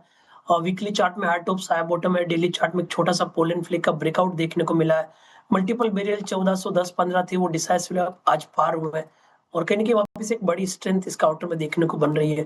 तो यहाँ पे खरीदारी की सलाह होगी। सपोर्ट रहेगा 1412 के आसपास का, ऊपर में लगभग 1488-1500 तक के टारगेट बनने चाहिए। भारत फोर्ज डेज हाई पर और काफ़ी बार शुमार किया गया इनको पिक्स में, इसी पर सबका दिल आ चुका है। मिड कैप फंडा, गौरांग जी बताइए, मिड कैप फंडा के लिए कौन सा स्टॉक चुना आपने? जी, फार्मास्यूटिकल क्षेत्र से एक मझौली कंपनी है स्ट्राइड्स फार्मा। यहाँ पर हमने अभी कुछ समय पहले ही खरीदारी की राय दी है बुनियादी दर के आधार पर। अनुमानित लक्ष्यांक करीबन 1100 के आसपास के हैं स्ट्राइड्स फार्मा पर। रिस्क रिवॉर्ड फेवरेबल लगता है। जिस प्रकार से नतीजे आए, आने वाले भविष्य में परिस्थिति सुधार होने की आसार नजर आते हैं। शुरुआत कीजिए और गिरावट पर जोड़ दीजिए। ओके, स्ट्राइड्स फार्मा लंबी अवधि के लिए गिरावट में जोड़ने की राय। फिलहाल 4 का चौका की हमने शुरुआत की सस्ता ऑप्शन के साथ। मानस जी ने सुझाया पंजाब नेशनल बैंक, इसके कॉल में आपको पार्टिसिपेट करना है। 125 कॉल में 3 के टारगेट और 0.75 का स्टॉप लॉस मेंटेन करना है। एफएनओ सुपरस्टार के लिए टीसीएस फ्यूचर्स में खरीदारी की राय राजेश सातपुते जी की तरफ से 3200 के टारगेट, 3130 का स्टॉप लॉस मेंटेन करना है। चार्ट का चमत्कार चंदन तापड़िया जी की तरफ से आया। भारत फोर्ज उनको अच्छा लग रहा है और टारगेट 1500 तक के देख रहे हैं, वो स्टॉप लॉस 1412 का। मिड कैप फंडा के लिए स्ट्राइड्स फार्मा, ये रडार पर आया गौरांग जी की खरीदारी की राय, टारगेट 1100 तक के देख रहे हैं, तो इस पर्टिकुलर काउंटर्स को आपको रडार पर रखना है। बैंक निफ्टी शानदार रैली के साथ अब कारोबार कर रहा है। एक बार पीएसयू बैंक इंडेक्स रखिएगा स्क्रीन पर, और पीएसयू बैंक इंडेक्स अब आपको 1.5% अप नजर आएगा। आईटी के बाद पीएसयू बैंक्स से अच्छी परफॉर्मेंस, इनफैक्ट प्राइवेट बैंक्स भी पार्टिसिपेट कर रहे हैं। फेडरल बैंक हम लगातार चर्चा भी कर रहे थे, कोटक महिंद्रा बैंक विकास जी ने सुझाया, और आईसीआईसीआई बैंक से भी अच्छी तेजी। फेडरल बैंक पर एक बार रिविजिट करते हैं। फेडरल बैंक गाबा सर, कल भी हम इस पर डिस्कस कर रहे थे, आज सुबह भी हमने इसको चर्चा की, और आज भी 1% के करीब यहाँ पर मूवमेंट इंटैक्ट है। फेडरल बैंक पर क्या व्यू? थोड़ा स्ट्रेच है, अप मूव ऑन है फेडरल बैंक में, लेकिन थोड़ा स्ट्रेच है on a high time frame, अभी नॉर्मल टाइम फ्रेम में भी। तो एक लेना है तो ले सकते हैं, 246 के आसपास ट्रेड कर रहा है, लेकिन एक स्टॉप की जरूरत पड़ेगी, और वो रहेगा 245 का, मतलब 1-1.5 रुपए का स्टॉप है। अप मूव अगर मिले तो 250 तक जा सकता है। थोड़ा स्ट्रेच है, हो सकता है थोड़ा साइडवेज मूव, थोड़ा रिस्की ट्रेड है, लेकिन यस इट्स अप। ओके, थोड़ा रिस्की ट्रेड है लेकिन इट्स अप, स्ट्रेंथ नजर आ रही है फिलहाल। चलिए अब बैंक्स की बात कर ली हमने, अब बात करते हैं सीमेंट स्पेस की। चुनिंदा मिड कैप सीमेंट शेयरों में अगर आप देखें तो आज अच्छा एक्शन है। हालांकि Q2 में सीमेंट शेयर की जो ग्रोथ है वो थोड़ी सुस्त ही रही है, लेकिन आगे ग्रोथ को लेकर कंपनियां काफ़ी कॉन्फिडेंट नजर आ रही है। क्या है पूरी रिपोर्ट, कंचन से समझते हैं। कंचन, गुड आफ्टरनून, बताइए। जी, हमने काफ़ी सारी रिपोर्ट्स पढ़ी है ब्रोकरेज हाउस की, और वहाँ से कंसोलिडेटेड जो हमें रिजल्ट मिला है, उनका कहना है कि जो Q2 में वॉल्यूम ग्रोथ रही है वो हमें करीब 10% की देखने को मिली है। उसके पीछे का रीज़न ये है, जो हमें अच्छी ग्रोथ देखने को मिली, एक तो लो बेस था, और साथ ही साथ कंपनीज ने अपनी जो कैपेसिटी है उसको काफ़ी ज़्यादा एक्सपैंड किया है, जिसकी वजह से एक अच्छा खासा सपोर्ट मिला है। इनफैक्ट अगर एसीसी, स्टार सीमेंट, अंबुजा की बात करी जाए, यहाँ पे 19 to 20% की जो ग्रोथ है वो देखने को मिली है। इसमें एक मेजर फैक्टर है जो इबिटा पर टन है। अगर इसका एवरेज निकाला जाए, 41% का जो बढ़त है यहाँ पे हमें देखने को मिली है। अब देखिए, यहाँ पे हमने देखा था कि Q2 में एक जो कॉस्ट प्रेशर है वो भी आता हुआ दिखाई दिया था, लेकिन उसके बावजूद कंपनी के जो ऑपरेशनल नंबर्स हैं वो हमें हायर साइड में आते हुए दिखाई दिए हैं। इन तीनों ही कंपनी की अगर हम बात करें तो यहाँ पे करीब 42 मिलियन टन की जो कैपेसिटी कैपेसिटी है उसको एक्सपैंड किया गया है और लॉन्ग टर्म का जो पर्सपेक्टिव है वो काफ़ी ज़्यादा शानदार बताया जा रहा है। उन्होंने बोला है कि क्वार्टर 3 की अब तक की बात करी जाए तो सीमेंट के प्राइस में हमें 1% की बढ़ोतरी देखने को मिली है।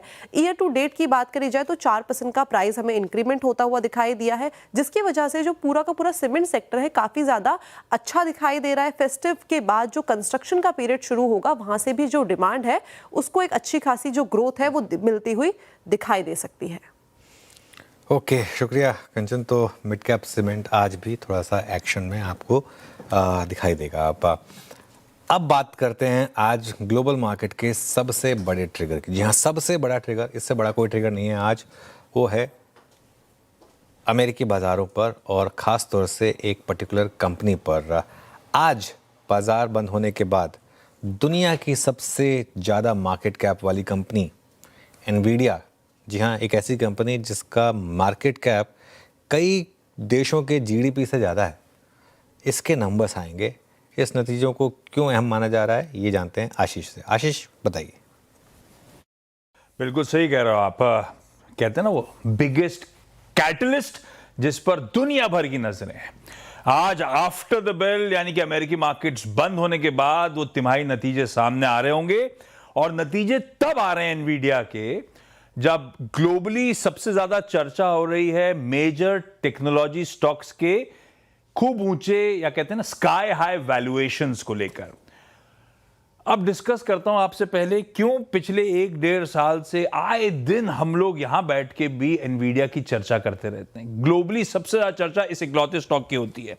आर्ग्यूबली कह सकते हो आप दुनिया की सबसे इंपॉर्टेंट कंपनी है एनवीडिया इस समय। एक नियर मोनोपोली कंट्रोल है इस कंपनी का ग्लोबल एआई रेवोल्यूशन को जो फंडामेंटल हार्डवेयर कंट्रोल करता है उस पर। कोई माइक्रोसॉफ्ट, कोई गूगल, कोई अमेजॉन, कोई मेटा, कोई ओपन एआई, ये सबसे बड़े ग्राहक हैं एनवीडिया के। और इस समय एनवीडिया की स्केल और परफॉर्मेंस लेवल को कोई कंपनी दूर दूर तक कंपीट नहीं कर सकती। एक और रीजन समझाता हूं। वैसे ये एआई का कह लीजिए किंग मेकर है, जो ग्राफिक प्रोसेसिंग यूनिट इस्तेमाल हुए जाते हैं उसका राजा है एआई, आर्टिफिशियल इंटेलिजेंस कंप्यूटिंग का। एनवीडिया का मार्केट कैप इस समय है $4.5 ट्रिलियन का। मैंने कई सारी कंट्रीज की कुल मार्केट कैप आपकी स्क्रीन पर रखी है। चाइना की करीब $12 ट्रिलियन, जापान की 6.25, इंडिया की 5.5, एनवीडिया 4.5। किसी कनाडा, किसी फ्रांस, किसी यूके, किसी जर्मनी जैसे प्रोमिनेंट मार्केट्स के फुल कैप से कहीं ज्यादा उस इकलौती कंपनी का अकेले मूल्यांकन है, और वो तब जब एनवीडिया का स्टॉक अपने हाई से करेक्ट होकर कामकाज कर रहा है। इनफैक्ट अपने हाई से 12% करेक्ट हो चुका है। एक समय एनवीडिया $5 ट्रिलियन से ऊपर की थी, ऑलमोस्ट इंडियन मार्केट के पूरे मार्केट कैपिटलाइजेशन को इकलौती कंपनी मैच कर रही थी। अब आज आने नतीजे।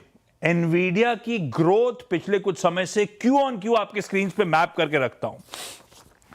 ये sequentially Q on Q revenue momentum है 22%, 18%, 15% करते करते लास्ट क्वार्टर जब आया था एनवीडिया का Q2, ग्रोथ ठंडी पड़ गई थी, 6% रह गई थी सिर्फ। क्यों? क्योंकि उस समय जियोपॉलिटिकल कंसर्न्स थे। क्यों? क्योंकि ट्रंप एडमिनिस्ट्रेशन ने चाइना एक्सपोर्ट्स पर रोक लगा दी थी, उसका खामियाजा भुगता था। अब जब नतीजे आने वाले हैं तो एक्सपेक्टेड है कि ग्रोथ मोमेंटम लौट रहा होगा। सैच सीक्वेंशली रेवेन्यू 15.5% का जंप वापस दिखा रहे होंगे। इसीलिए सबकी नजरें एनवीडिया पे, ना सिर्फ एनवीडिया के अपने लिए बल्कि globally technology, globally AI stocks के वैल्यूएशंस को लेकर इस नतीजे बहुत इंपॉर्टेंट हैं। ये $54 बिलियन का आंकड़ा कहां से आया? प्लेट फ्लिप करिएगा। एनवीडिया ने खुद गाइड कर रखा है कि आज रात आने वाले Q3 नतीजों में वो एक्सपेक्ट कर रहे हैं $54 बिलियन के रेवेन्यूज होंगे, 73.3% के आसपास के ग्रॉस मार्जिन होंगे। नजर रखिएगा इन दोनों आंकड़ों पे। एनवीडिया के आज शाम के नंबर्स डिसाइड करेंगे एआई वैल्यूएशंस कितने जस्ट हैं, एआई ग्रोथ कितनी और तूल पकड़ेगी, और दरअसल उस एआई रेवोल्यूशन, उस केपिक्स साइकिल की कड़ी में हम लोग खड़े कहां हैं। इसीलिए ग्लोबली आज शाम को ये एनवीडिया के नंबर्स इतने अहम हैं। बिल्कुल इतने अहम हैं एनवीडिया की ये नंबर्स। एक फिल्म आई थी ये इनकी शर्मन जोशी की, वो स्टाइल और एक्सक्यूज मी, मतलब एकदम स्लैपस्टिक कॉमेडी थी। तो उसमें वो बोलते हैं कि ये मीटिंग कितनी ज़रूरी है। बोलते हैं कि हमारे बेटे यहाँ लोकल वड़ा पाव खाएंगे या मैकडोनल्ड का बर्गर, तो ये मीटिंग उतनी ज़रूरी है। मतलब हमारी जेब में पैसा होगा या नहीं होगा बेसिकली। तो आज इतनी बड़ी कंपनी है कि ये मीटिंग, ये आज इस नंबर्स की इतनी सिग्निफिकेंस है। चलिए काम करते हैं, एक छोटा सा ब्रेक ले रहे हैं। इसके बाद हमारे साथ कोटक महिंद्रा एएमसी के CIO हर्षा उपाध्याय जुड़ेंगे।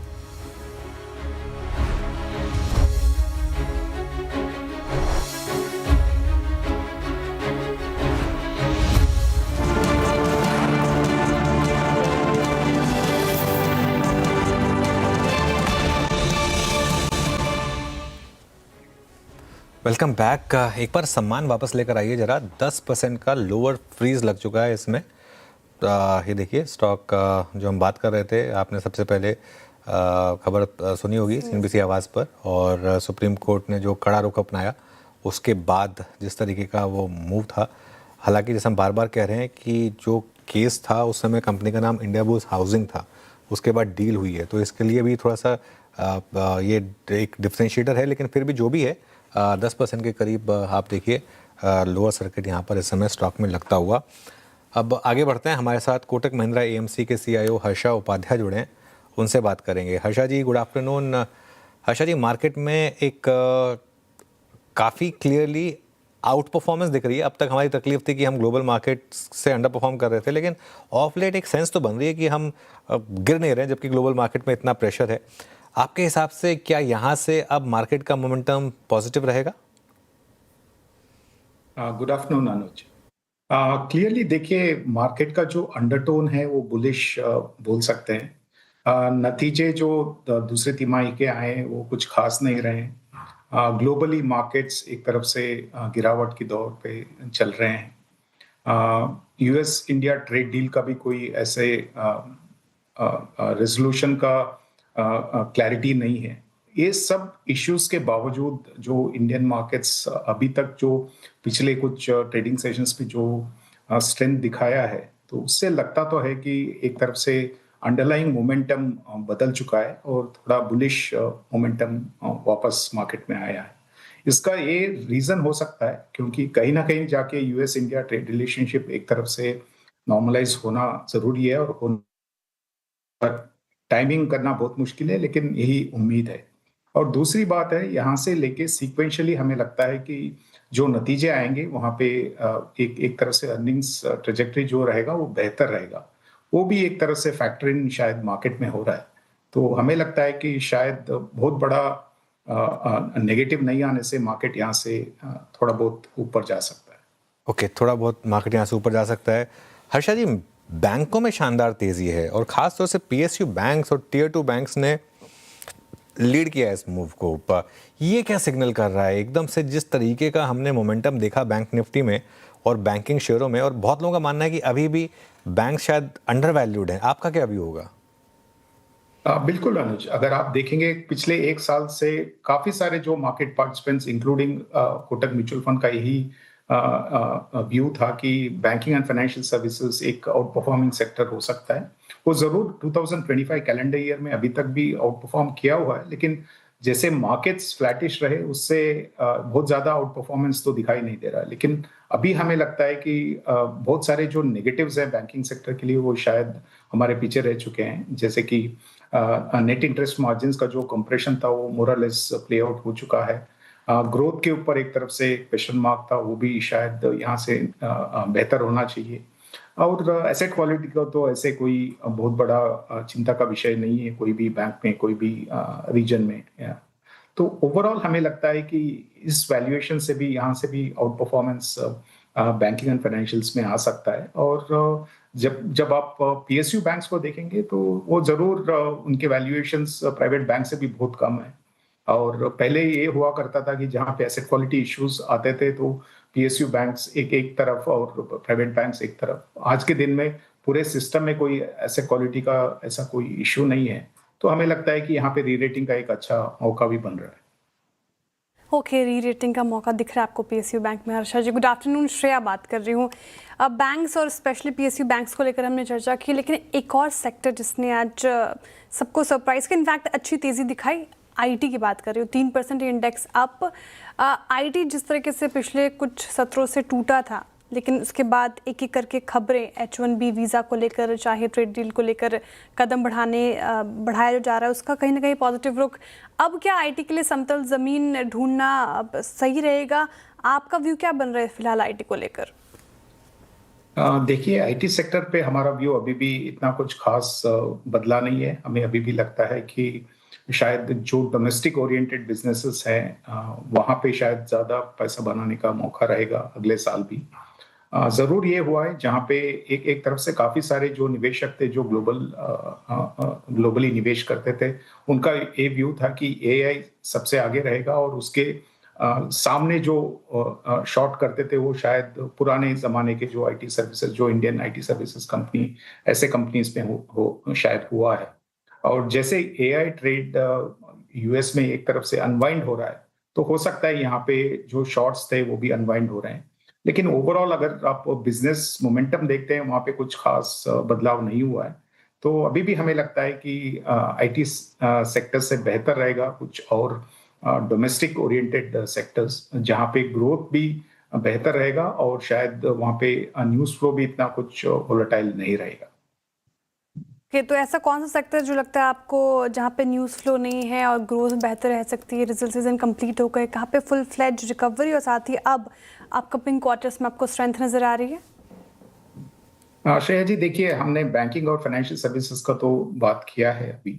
उसके अलावा काफी सारे कंजम्पशन ओरिएंटेड सेक्टर्स में हमें लगता है कि जो भी पिछले एक साल में जो भी पॉलिसी मेजर्स गवर्नमेंट ने लिया हुआ है, तो उसका एक पॉजिटिव असर रहेगा और कंटिन्यूअस रहेगा। ऐसा नहीं कि एक वन टाइम बेनिफिट है, ये एक तरफ से स्ट्रक्चरल बेनिफिट बोल सकते हैं। सबसे पहले हुआ आपका इनकम टैक्स कटौती, जहाँ पे 12 लाख का जो स्लैब था वहाँ पे इनकम टैक्स का रियायती मिला। उसके बाद हमने देखा है कि काफी सारे स्टेट गवर्नमेंट्स ने विमेन पॉपुलेशन को एक ना एक तरफ से सपोर्ट दे रहे हैं। एक तरफ से मंथली वेलफेयर स्कीम चल रहा है, तो उसका भी एक पॉजिटिव इम्पैक्ट रूरल इकोनॉमी पे रहेगा। और सबसे बाद एक बड़ा सा स्ट्रक्चरल रिफॉर्म हमने देखा है, जो जीएसटी रेट्स का रीजिग जो हुआ है, तो करीब 8 से 10% का गिरावट हमको काफी सारे डिस्क्रिशनरी सेगमेंट्स में देखने को मिला है प्राइसिंग में। तो हमें लगता है कि ये सब स्ट्रक्चरल पॉजिटिव है कंजम्पशन के लिए। तो डिस्क्रिशनरी कंजम्पशन इंक्लूडिंग आपके ऑटोमोबाइल, एयरलाइंस, ट्रैवल, एंटरटेनमेंट, ये सभी क्षेत्रों में और कंज्यूमर ड्यूरेबल्स में भी इसका एक पॉजिटिव इम्पैक्ट नजर आना चाहिए। ओके, हर्षा जी, एक इंटरेस्टिंग चीज़, आज आपने एक केमिकल्स पर एक ETF लॉन्च किया, क्योंकि केमिकल्स में काफ़ी पेनफुल मूव्स रहे हैं। आपको लग रहा है कि ये शायद एक सही मौका है इस समय स्टॉक्स में एंट्री करने का? बिल्कुल। हमने पहले भी डिस्कस किए हुए हैं, हमारा व्यू केमिकल सेक्टर पे एक पॉजिटिव रहा है, स्पेशली स्पेशलिटी केमिकल्स पे। और हमें लगता है कि यहाँ पे काफी कुछ वैल्यूएशंस में डिस्काउंट हो चुके हैं, जो एक तरफ से खराब दौर चला था, जहाँ पे इन्वेंट्री डिस्टॉकिंग का और प्राइसिंग प्रेशर ये सब का। तो हमें लगता है कहीं ना कहीं वो बॉटम आउट होते नजर आ रहा है। और यहाँ से अगर आपको सेक्टर एक थीमेटिक वे में प्ले करना है, तो एक पैसिव फंड सबसे बेहतर रहेगा, क्योंकि यहाँ पे एक्टिव फंड चलाना मुश्किल रहेगा, क्योंकि नंबर ऑफ जो लिस्टेड प्लेयर्स हैं वो बहुत ही गिने चुने हैं। तो इसलिए हमने सोचा कि अगर किसी को एक थीमेटिक वे से केमिकल सेक्टर को प्ले करना है अगले कुछ 3-5 साल के लिए, तो शायद वैल्यूएशन के हिसाब से और जो ग्रोथ में जो ऊपर नीचे हुआ है उसको एक स्टेबिलिटी आ रहा है, वो भी देखते हुए हमें लगता है कि टाइमिंग वाइज शायद ठीक रहेगा। तो इसीलिए हमने ये प्रोडक्ट लॉन्च किया। ओके, केमिकल स्पेस को लेकर ऑप्टिमिस्टिक हैं हर्षा जी आप। अच्छा, एनर्जी स्पेस में क्या कुछ यहाँ पे आप खरीद रहे हैं या फिर एक्सपोजर बढ़ाया हो आपने? ऑयल एंड गैस, साथ ही रिफाइनरीज, कहाँ पे आप बुलिश हैं ज़्यादा?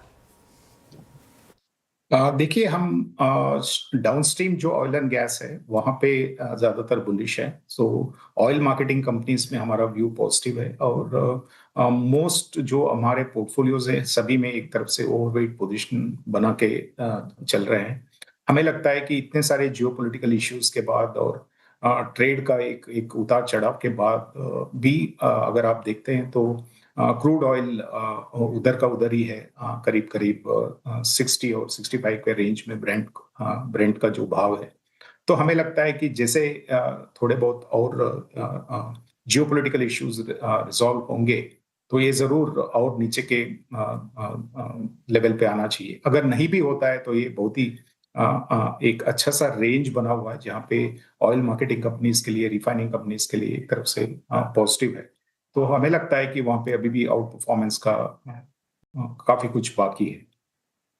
ओके, आउट परफॉर्मेंस बाकी। एक और स्पेस हर्षा जी जिसने पूरा, अगर मैं अतिशयोक्ति नहीं होगा अगर मैं ये बोलूँगी कि 2025 का एकदम अट्रैक्टिव सेंटर रहा है कैपिटल स्पेस, शानदार 2025 साल रहा कैपिटल मार्केट स्पेसेस के लिए। बीएससी और हालिया लिस्टिंग ग्रो भी देखिए, हालांकि आज काफ़ी चला था तो 10% का लोअर सर्किट भी लगा है।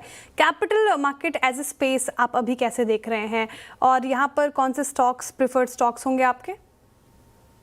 जी देखिए, स्टॉक्स के बारे में तो मैं बात कर नहीं पाऊंगा, लेकिन जरूर हमारा व्यू यहाँ पे भी पॉजिटिव है। हमें लगता है कि जो एक कैपिटल मार्केट इंटरमीडियरीज हैं, यहाँ पे medium to long term growth का कोई नेगेटिव नहीं है और हमें लगता है कि यहाँ से अच्छा ही ग्रोथ आना चाहिए।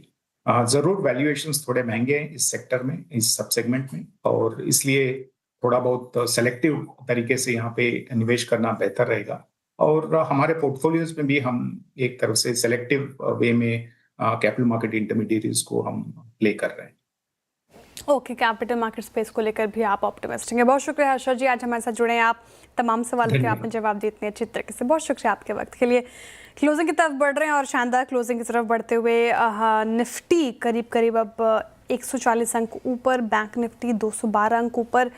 कैसी लग रही है क्लोजिंग और क्या स्ट्रैटेजी होगी? जो लॉन्ग है क्या वो कैरी करें, क्या स्ट्रैटेजी होनी चाहिए? आप बताइए कैसी लग रही है क्लोजिंग श्रेया? इससे अच्छी क्लोजिंग क्या हो सकती है? कैरी करनी है लॉन्ग पोजीशन। देखिए, हम जब इतने खराब ग्लोबल की उसमें नहीं गिरे तो अब तो हो सकता है कि ग्लोबल मार्केट में भी थोड़ी रिकवरी आ जाए। ना भी आए तो भी एक चीज़ क्लियर होगी, unless global market completely collapse करेगा, हमारी मार्केट अब आउट परफॉर्म करने के लिए तैयार है। आई थिंक ये चीज़ एक बहुत क्लियर है यहाँ पर जिस तरीके से बन रहा है।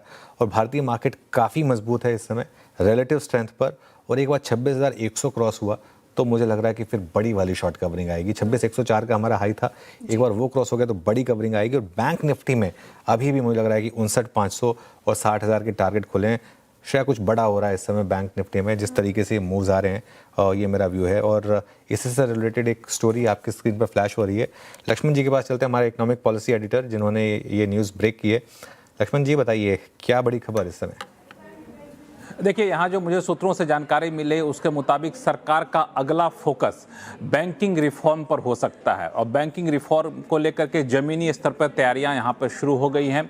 Department of financial services, ministry of finance, reserve bank के बीच भी चर्चा हो रही है। और अब जो सूत्र मुझे बता रहे हैं उसके मुताबिक अगले कुछ हफ्तों के भीतर प्रधानमंत्री कार्यालय में बैंकिंग रिफॉर्म्स के ऊपर एक महत्वपूर्ण बैठक हो सकती है। और उस बैठक में 2-3 चीज़ें जो विकल्प के तौर पर देखा जा रहा है उस पर चर्चा होने की संभावना है। सबसे ज्यादा कि बैंकिंग सेक्टर में सरकारी बैंकों में खासतौर से कैपिटल कैसे मुहैया कराया जाए, सरकार ना दे कैपिटल, अपने स्तर पर बैंक कैपिटल कैसे मुहैया कराएं, उसके लिए सरकारी बैंकों में विदेशी निवेश की जो सीमा है, एफडीआई की सीमा जो 20% है, उसे बढ़ाया जाए। उसे बढ़ाने के लिए अलग अलग विकल्पों पर सरकार यहाँ पर विचार कर सकती है। और ये जो विकल्प हो सकते हैं वो है कि एफडीआई की सीमा 20% से बढ़ा के 49% तक कर दिया जाए। 49% तक करने में कोई बहुत संवेदनशीलता नहीं आती है। एक विकल्प है ये जिस पर प्रधानमंत्री कार्यालय में होने वाली बैठक में चर्चा हो सकती है।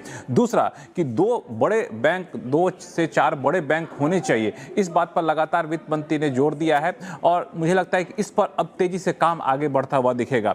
तीसरी चीज कि सरकारी बैंकों के निजीकरण को लेकर के आपको याद होगा 2020-21 बजट में वित्त मंत्री ने ऐलान किया था कि 2 सरकारी बैंकों का निजीकरण किया जाएगा। उसके बाद ये पूरा प्रस्ताव ठंडे बस्ते में चला गया था। तो मुझे लगता है कि इस तरफ भी अब सरकार फिर से हलचल बढ़ाएगी। अब उन 2 सरकारी बैंकों की पहचान की जा सकती है, निजीकरण की तरफ सरकार आगे बढ़ सकती है। तो बैंकिंग सेक्टर में काफी ज्यादा हलचल रहने वाली है अगले कुछ महीनों तक, और इसका ठोस संकेत आपको बजट पेश करते हुए वित्त मंत्री दे सकती हैं। ऑलराइट, शुक्रिया लक्ष्मण जी। तो लेकिन हम स्पेकुलेट नहीं करेंगे, लेकिन क्या वही जो नाम पहले आइडेंटिफाई किए थे वही नाम होंगे या कोई और फ्रेश नाम होंगे यहाँ पर?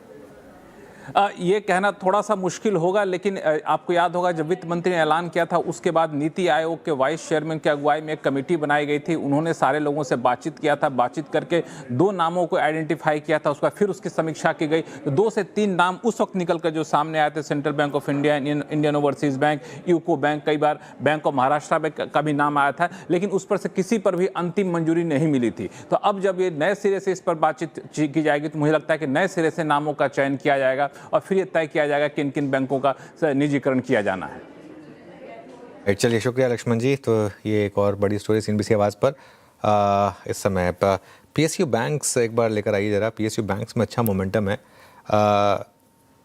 मानस जी, अगर कैरी करना हो कोई पीएसयू बैंक यहाँ पर तो कौन सा होगा? देखिए, बैंक ऑफ बड़ौदा, पीएनबी पे मैंने दोनों पे रिकमेंडेशन दिया। मेरे ख्याल से दोनों बहुत बेहतर हैं क्योंकि दोनों स्टॉक कंसोलिडेशन के बाद बाहर निकल रहे हैं, तो इन दोनों स्टॉक को कैरी किया जा सकता है।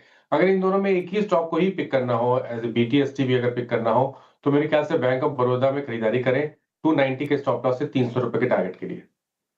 Okay, bank of Baroda BTST भी ले सकते हैं। चलिए बीटीएसटी एसटीबीटी की शुरुआत ही कर लेते हैं। चंदन जी बताइए, बीटीएसटी या एसटीबीटी के लिए कौन सा स्टॉक आपने सुझाया है? बिल्कुल बीटीएसटी ट्रेड ही रहेगा। और देखिए, हम यहाँ पे काफी स्टॉक्स की तो बात कर चुके हैं, चाहे भारत फोर्ज हो या पीएसयू बैंक्स की तरफ हम नजर करें या फिर दूसरे काउंटर हो। और यहाँ पे मैं अब फोकस करना चाहूंगा मदरसन संवर्धन पे। काफी अच्छा सेटअप यहाँ पे देखने को मिल रहा है। यहाँ पे हम खरीदारी की सलाह देना चाहेंगे। सेटअप के हिसाब से देखें तो यहाँ पे कंसोलिडेशन ब्रेकआउट हो रहा है और हल्का सा फॉलोअप एक वीकली चार्ट और मंथली चार्ट में बड़ा ब्रेकआउट दे देगा। तो यहाँ पे खरीदारी की सलाह 110 के सपोर्ट से 116 तक के टारगेट यहाँ पे बनने चाहिए। ओके, संवर्धन मदरसन, ये हो गई चंदन जी की पिक। गाबा सर, आपने क्या कैरी करने का सोचा है कल के लिए? वही स्टॉक जो सुबह मैंने दिया था, आई थिंक क्विक सिंगल्स में परसिस्टेंट, उसका टारगेट भी अचीव हो गया। लेकिन जब टारगेट अचीव हुआ तो लगता है सेटअप के हिसाब से अब तो एक फ्रेश अप मूव शुरू हुआ है। उस समय थोड़ा एग्रेसिव कॉल था। अब ट्रेड कर रहा है 6319 पर परसिस्टेंट सिस्टम। स्टॉप लगाना चाहिए 6290, ज्यादा नहीं है। लेकिन अब लॉजिकल टेक्निकल टारगेट 6500 के होना चाहिए। 6400 6500 एक जोन है, वहां तक जाना चाहिए। Yes, persistent. Okay, persistent system गाबा से की पिक हो गई। आशीष कयाल जी, आप क्या कैरी करेंगे? देखिए, अरविंद लिमिटेड यहाँ पर बहुत समय के बाद में एक अच्छा हलचल होता हुआ नजर आया स्टॉक के अंदर। गैप अप हुआ था और वहीं पे ट्रेड कर रहा है, एक ब्रेकआउट के कगार पर है। तो अरविंद लिमिटेड पे लॉन्ग की पोजीशन खरीद की जा सकती है। स्टॉप लॉस लगाना होगा 340 का और टारगेट है 375 का। ओके, चलिए, तो ये हो गई आशीष जी की पिक। मानस जी, आपका ट्रेड क्या रहेगा कल के लिए? तो देखिए, आईटी स्पेस पे ध्यान है। कोफोर्ज के फ्यूचर में खरीदारी करके जाएंगे। फ्रेश ब्रेकआउट, एक ट्रायंगुलर फॉर्मेशन का ब्रेकआउट है कोफोर्ज में, तो इसके फ्यूचर में खरीदारी करेंगे। जो आपके स्टॉप लॉसेज हैं वो रहेंगे 1834 के और टारगेट रहेंगे 1900 के। ओके, कोफोर्ज ये हो गई। अब मानस जी की पिक। राजेश सातवते जी, आप क्या कैरी करेंगे? श्रेया, आईटी पे ही ध्यान होगा। साइंट, मुझे लगता है साइंट पे यहाँ पे एक मोमेंटम लेना चाहिए, बेट लेना चाहिए। देखते हैं हाईएस्ट लेवल पे ये क्लोज हो रहा है, तो ये एक पॉजिटिव साइन है। 1155 चल रहा है, 1135 का स्टॉप लॉस रखे और स्विंग का टारगेट करीबन 1180 से 1200 का होना चाहिए साइंट। ओके, चलिए, तो ये साइंट पर इस समय आपकी नज़र रहेगी। यतिन के पास चलते हैं डीलिंग रूम चेक के लिए। Yatin, good afternoon. Good afternoon. और 2 स्टॉक्स जो आज फोकस में हैं उनमें सबसे पहले है विप्रो। ये काउंटर है जहां काफ़ी अच्छा ओपन इंटरेस्ट बिल्डअप देखने को मिल रहा है। एफआईज आज आईटी शेयर्स भी खरीद रहे हैं। डीलर्स के मुताबिक यहाँ 250 रुपये के शुरुआती टारगेट्स के लिए बीटीएसटी की स्ट्रैटेजी अपनानी चाहिए। ये एक रिकमेंडेशन वो अपने क्लाइंट्स को दे रहे हैं। और पीएसयू बैंकिंग पैक में से बैंक ऑफ बड़ौदा पिछले आधे घंटे में काफ़ी अच्छे बाइंग फ्लोज यहाँ देखने को मिल रहे हैं। और यहाँ भी डीलर्स को लगता है कि जो डोमेस्टिक म्यूचुअल फंड बाइंग है उसके कारण शायद 295 से 300 तक के टारगेट्स नवंबर फ्यूचर्स में देखने को मिल सकते हैं। ओके, चलिए, शुक्रिया आप यतिन। गौरांग जी, पीएसयू बैंक्स, अभी भी एक फ्रेश स्टोरी लक्ष्मण जी ने ब्रेक की। एसबीआई तो खैर ऑब्वियसली एक नो ब्रेनर रहता ही है हमेशा, लेकिन इसके अलावा अगर कोई एक और पीएसयू बैंक आपकी चॉइस हो तो वो कौन सी होगी? तो अनुज भाई, स्टेट बैंक ऑफ इंडिया के साथ ही एक मझौली सरकारी बैंक ने अपने जीवन का नया सर्वोच्चम स्तर बनाया था, वो है इंडियन बैंक। ऐसे तो बाकी अन्य 4-5 सरकारी बैंक है खरीदारी की सूची में, लेकिन अगर आप इंडियन बैंक के नतीजों पर भी गौर करें तो मेरे ख्याल से बाकी अन्य बैंकों की तुलना में काफी लंबे समय से इंडियन बैंक के नतीजे सकारात्मक आए हैं। ओके, इंडियन बैंक, एसबीआई के अलावा ये पीएसयू बैंक्स में अच्छा लग रहा है। शानदार रैली पीएसयू बैंक्स और आईटी स्पेस में, और विप्रो बैंक ऑफ बड़ौदा की तरफ में डीलर्स की तरफ से यहाँ पर बीटीएसटी कॉल भी आई, तो शानदार इन दोनों ही इंडेक्स ने आज परफॉर्म किया। डेज हाई पर क्लोज होने की तैयारी में सभी आईटी स्टॉक्स नजर आएंगे आपको। HCL Tech, Infosys, Wipro, Max Health Care ने आज शानदार परफॉर्मेंस दिखाई है। इसके अलावा एफएमसीजी पैक से अगर आप देखें तो एचयूएल रहा है, कंज्यूमर ड्यूरेबल से टाइटन, सुबह बिग स्टॉक्स और चार्ट जीपीटी पे इसकी चर्चा भी हुई थी। शानदार रैली। और ऑटो स्पेस में ऑटो एंसिलरीज और कुछ टू व्हीलर्स काउंटर्स ने अच्छा किया। एक बार विप्रो रखिए, डीलर्स भी इस पे बेट लगा रहे हैं। विप्रो का चार्ट चेक लिया नहीं। राजेश सातपुते जी, आपने साइन, टाटा एलेक्सी, टीसीएस सुझाया, विप्रो रडार पर नहीं आया क्या? नहीं, ऐसा कुछ नहीं था। पूरा आईटी पैक के रडार पे था। समझ में नहीं आ रहा था दूं क्या। तो एनीवे, देखिए विप्रो भी रडार पे था। 246 के आसपास ये प्राइस है, और जिस तरह से ये रिवर्सल है, देखिए this is a zigzag formation. According to me इसका टारगेट 255 का बनेगा। तो अगर किसी को बीटीएसटी लेके जाना है तो 255 के टारगेट के लिए विप्रो लेके जा सकते हैं। स्टॉप लॉस छोटा होगा 242 का। ओके, 242 का स्टॉप लॉस रखना है विप्रो, और इसको भी कैरी कर सकते हैं। शानदार रैली इस पर्टिकुलर काउंटर में। एक बार अच्छा मूड माहौल मार्केट का, लेकिन क्रैक भी हुए हैं कुछ काउंटर्स। एक बार देखते हैं कि किस किस में सबसे ज़्यादा गिरावट आज के सत्र में रही। सम्मान कैपिटल अपने न्यूज़ के वजह से गिरा वो। बायोकॉन आफ्टर गुड रैली, यहाँ पर मुनाफा वसूली देखने को मिली। 3% से ज़्यादा की करेक्शन। बायोकॉन हुड को काफ़ी चला 2 सत्रों से, तो आज यहाँ पे मुनाफा वसूली। एक बार हुड को फिर से रखिएगा स्क्रीन पर। गाबा सर, 2 सत्रों से अच्छी परफॉर्मेंस थी, आज मुनाफा वसूली जब मार्केट में रिकवरी थी, इस गिरावट में एक्यूमुलेट करने का सोच सकते हैं, या फिर यहाँ पे वेट एंड वॉच? चार्ट्स क्या इंडिकेट कर रहे हैं? Simple wait and watch. उसका रीजन ये है कि 250 के आसपास बहुत स्ट्रॉन्ग रेसिस्टेंस है, और 3 दिन का बहुत ही बढ़िया आपको मिला। वो लेके अगर 250 के आसपास, यहाँ पर हमेशा सेलिंग प्रेशर आया। जब तक वो 250 पार नहीं करता तब तक मेरे ख्याल से बाय नहीं है। अगर बाय है तो फिर अगर 225 230 के आसपास, वहां पर अगर बाय सिग्नल मिलता है तो फिलहाल वेट एंड वॉच गुड को। फिलहाल वेट एंड वॉच। निफ्टी और बैंक निफ्टी दोनों के लिए शानदार क्लोजिंग आप देखिए जरा एक बार स्क्रीन पर। अब निफ्टी 26,050 के ऊपर। एक बार एडजस्टेड क्लोज भी देख लेते हैं। ये भी यहाँ पर आपको दिखाएगा कि अगर आखिरी के 8-9 मिनटों में थोड़ा सा हम अगर गिर भी गए तो भी मोर और लेस क्लोज जो है वो 26,050 के ऊपर ही आने वाला है आज। और बैंक निफ्टी देखिए जरा एक बार। बैंक निफ्टी का इंटरडे देखिए, लो देखिए 58,700 से जस्ट नीचे, और हाई देखिए 59,200 के आसपास। शानदार क्लोजिंग निफ्टी और बैंक निफ्टी दोनों की। और कहीं ना कहीं आज एक फीलिंग आ रही है कि जिसे कहते हैं ना, हिम्मत करने वालों की हार नहीं होती। ये जिन्होंने हिम्मत की इस मार्केट में पिछले 2 दिनों में, जब क्यूज़ ख़राब थे और टिके रहे मार्केट में अपने लॉन्ग पोजीशंस के साथ, उनको खास तौर से मार्केट ने रिवॉर्ड करा। और आज में एक स्पेसिफिकली ना एक इंटरेस्टिंग होगा, पिछले 2 दिनों से एफआईएस की भी अगर आप देखें, सेलिंग बहुत कम हुई है। और एफएनओ में तो फ्यूचर्स में तो थोड़ी सी उनकी बाइंग भी रही है इंडेक्स फ्यूचर्स में। आज का आंकड़ा बहुत इंटरेस्टिंग होगा मेरे ख्याल से। प्योरली अगर आप क्लोज टू क्लोज की बात करें निफ्टी पर Shreya, purely in terms of close, क्योंकि जो ये रैली की शुरुआत तो जो अक्टूबर में हुई थी, उसमें जिस दिन हमने 26,104 हिट किया था, उस दिन की क्लोज थी 26,053.9। 26,053.9 थी क्लोजिंग उस दिन की। एक बार जरा लेकर आइए वापस एडजस्टेड क्लोज लेकर आइए। इसकी सिग्निफिकेंस है, अगर ये होल्ड करेगा 26,054.8, तो ये क्लोजिंग बेसिस पर 52 वीक हाई होगा। क्लोजिंग बेसिस पर, क्योंकि ये इंटरडे में जो हमने हाई लगाया था ये 29 अक्टूबर को लगाया था। 29 अक्टूबर को 26,104 का इंटरडे हाई लगा था निफ्टी पर। 52 वीक हाई की डेट अगर आप देखेंगे उसमें दिखाई देगा आपको। और लेकिन उस दिन हम बंद हुए थे 26,053.9 पर, और आज हम बंद हो रहे हैं उससे 1 पॉइंट ऊपर। जी हाँ, 23 अक्टूबर का था वो लेवल, इंटरडे का था वो, ध्यान रखिएगा। लेकिन क्लोजिंग बेसिस पर आज हम उसके ऊपर, उस दिन के क्लोज के ऊपर या वहाँ पर ही क्लोज होने की तैयारी कर रहे हैं। तो इसका मतलब ये होगा कि किसी भी लेवल पर अगर आपने शॉर्ट किया है तो आप लॉस में। हाँ। एफआईएस की जो शॉर्ट की पोजीशन रही है, किसी भी लेवल से आपने शॉर्ट किया है तो आप लॉस में है। और ये इंटरेस्टिंग होगा क्योंकि ऐसे में नॉर्मली शॉर्ट कवरिंग की एक प्रोबेबिलिटी बढ़ जाती है। यहाँ पर 1-2 और स्टॉक्स पे व्यू लेते हैं, उसके बाद क्लोजिंग की तरफ बढ़ेंगे। और एक बार आप लेकर आइए मिड कैप आईटी में ही वापस कोफोज, और एक बार लेकर आइए आप जरा भारती एयरटेल। अच्छा, भारती एयरटेल में भी अगर चंदन आप देखिए भारती एयरटेल को, कल भी ये निफ्टी के टॉप गेनर्स में था, आज भी डिप्स में बाइंग आ गई यहाँ पर, क्या लग रहा है इसको देखकर? बिल्कुल अनुज, देखिए Bharti Airtel one of the strongest counter है जिसका बीटा भी लो है, मार्जिन ऑफ सेफ्टी है और साथ में मोमेंटम आता है।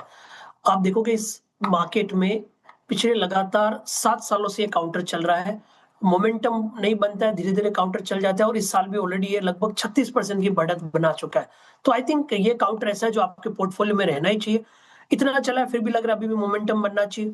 ट्रेडिंग के लिए मूव धीरे धीरे आते हैं, बट पिछले 7-8 दिन में काफी अच्छी रैली देखने को मिली है। 2000 से 2160 तक के लेवल बन चुके हैं। मेरा ऐसा मानना है मोमेंटम बरकरार रहेगा। ट्रेडिंग के लिहाज से देखना चाहते हैं हम तो 2130 का सपोर्ट होगा, ऊपर में 2220 के टारगेट के लिए। पोजिशनल लिहाज से बात करना चाहते हैं तो 2000 के सपोर्ट से 2450-2500 तक के टारगेट भी यहाँ पे लग सकते हैं। ओके, चलिए, तो ये इस समय भारती एयरटेल 26,054 के ऊपर बंद हुए, तो 27 सितंबर 2024 यानी ऑल टाइम हाई दिन के बाद की सबसे हाईएस्ट क्लोजिंग होगी। तो practically we are there almost. F&O ब्रेड्स बता देते हैं आपको, क्योंकि आज वीरू नहीं है तो ये काम मैं निपटा देता हूँ। आज की मार्केट ब्रेड देखिए आप, लेकर आइए जरा F&O ब्रेड। हल्की सी बेरिश है वैसे, क्योंकि थोड़े से कुछ स्टॉक्स नहीं चले, इसकी वजह से आप देखें तो 100 स्टॉक्स पॉजिटिव रहे और करीब करीब 113 के करीब नेगेटिव थे। तो ठीक है, मतलब इवन भी कह सकते हैं इसको।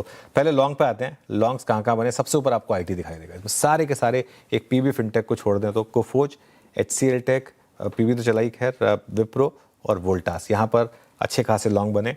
शॉर्ट कवरिंग वाले कैंडिडेट्स में सबसे ऊपर मैक्स हेल्थ केयर, आज सुबह हम बात भी कर रहे थे, मेक और ब्रेक जोन में था ये, 4% स्टॉक ऊपर है। 361 वैम, परसिस्टेंट, सोना BLW, सब स्टॉक्स सुबह सुबह क्विक सिंगल्स में भी आए थे। इन्फोसिस, यहाँ पर भी अच्छी खासी रैली आपको देखने को मिली।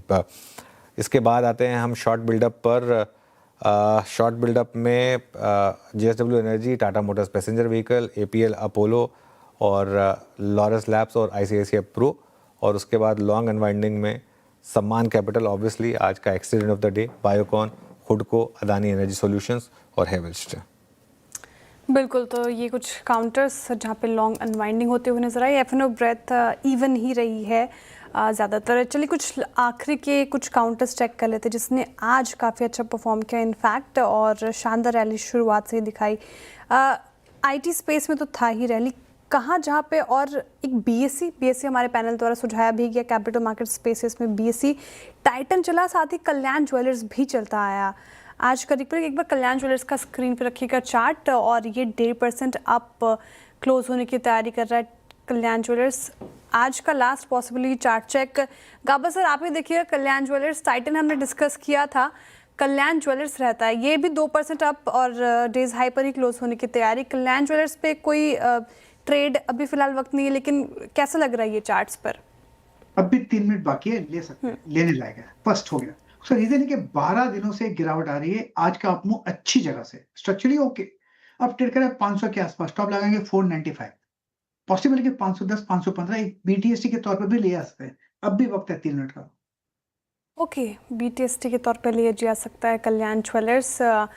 शानदार रैली इस पर्टिकुलर काउंटर्स में ज्वेलरी सेक्शन में है। अब क्लोजिंग की तरफ बढ़ेंगे और क्लोजिंग शानदार रही। IT और PSU बैंक्स ने लीड किया, शानदार तेजी बैंक्स में, निफ्टी में, और बिग वॉल पर समझते हैं कि क्लोजिंग कैसे रही मार्केट की। Over to you sir. बिल्कुल, देखिए थोड़ा सा 59,200 पर जैसा कि एक्सपेक्टेड भी था, प्रॉफिट बुकिंग आनी चाहिए थी, लॉजिकल था। जो बैंक निफ्टी पे जिन्होंने कल लिया, जिन्होंने आज सुबह लिया, वो 59,200 पर ऑब्वियसली बैंक निफ्टी की बात हो रही है, वहाँ पर थोड़ी सी प्रॉफिट बुकिंग एक्सपेक्टेड थी। ठीक है, उसमें कोई घबराने की ज़रूरत नहीं है, फिर भी क्लोज काफ़ी अच्छा है। और टुवर्ड्स द एंड एक बार आप ICICI बैंक का चार्ट देखिए ज़रा। ICICI बैंक में टुवर्ड्स द एंड एक अच्छा मूव आया, इनफैक्ट हम डे हाई पर बंद हुए यहाँ पर भी, और HDFC बैंक यहाँ पर भी डे हाई पर बंद हुए। तो जैसे मैं कह रहा हूँ, आज FI का डेटा देखकर थोड़ा मज़ा आएगा, देखते हैं कि थोड़ी सी शॉर्ट कवरिंग हुई या नहीं। चलिए स्क्रीन पर चलते हैं, यानी वॉल पर चलते हैं।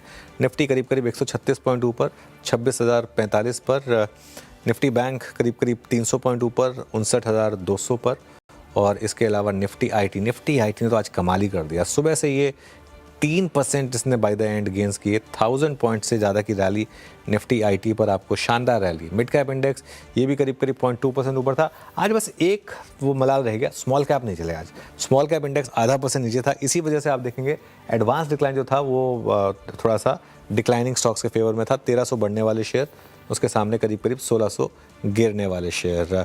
अब आते हैं हम सेक्टोरल गेनर्स पर। उसमें सबसे ऊपर आपको दिखाई देगा ऑब्वियसली निफ्टी आईटी, करीब 3% की रैली निफ्टी आईटी में। उसके तुरंत पीछे निफ्टी पीएसयू बैंक, ये एक और फ्रेश ऑल टाइम हाई के करीब Nifty PSU bank. Capital market index यहाँ पर भी शानदार तेज़ी है पिछले कुछ दिनों से। निफ्टी बैंक चला करीब 0.5%, फ्रेश ऑल टाइम हाई लगा इसने। निफ्टी फाइनेंशियल सर्विसेज इंडेक्स ये भी चला करीब 0.1%। और निफ्टी ऑटो यहाँ पर भी देखें आप तो एक अच्छा मूव आपको देखने को मिला। अब आते हैं आज के सेक्टोरल लूजर्स पर। इसमें सबसे ऊपर था निफ्टी ऑयल एंड गैस, करीब 0.5% नीचे। इसके अलावा रियल्टी हल्का सा गिरा, निफ्टी एनर्जी हल्का सा गिरा, कैपिटल गुड्स में हल्की सी गिरावट थी। ये आज के गिरने वाले इंडेक्स थे। चलिए अब आते हैं जरा आज के निफ्टी गेनर्स पर। और जी हाँ, ऑलमोस्ट सभी के सभी आईटी नाम थे।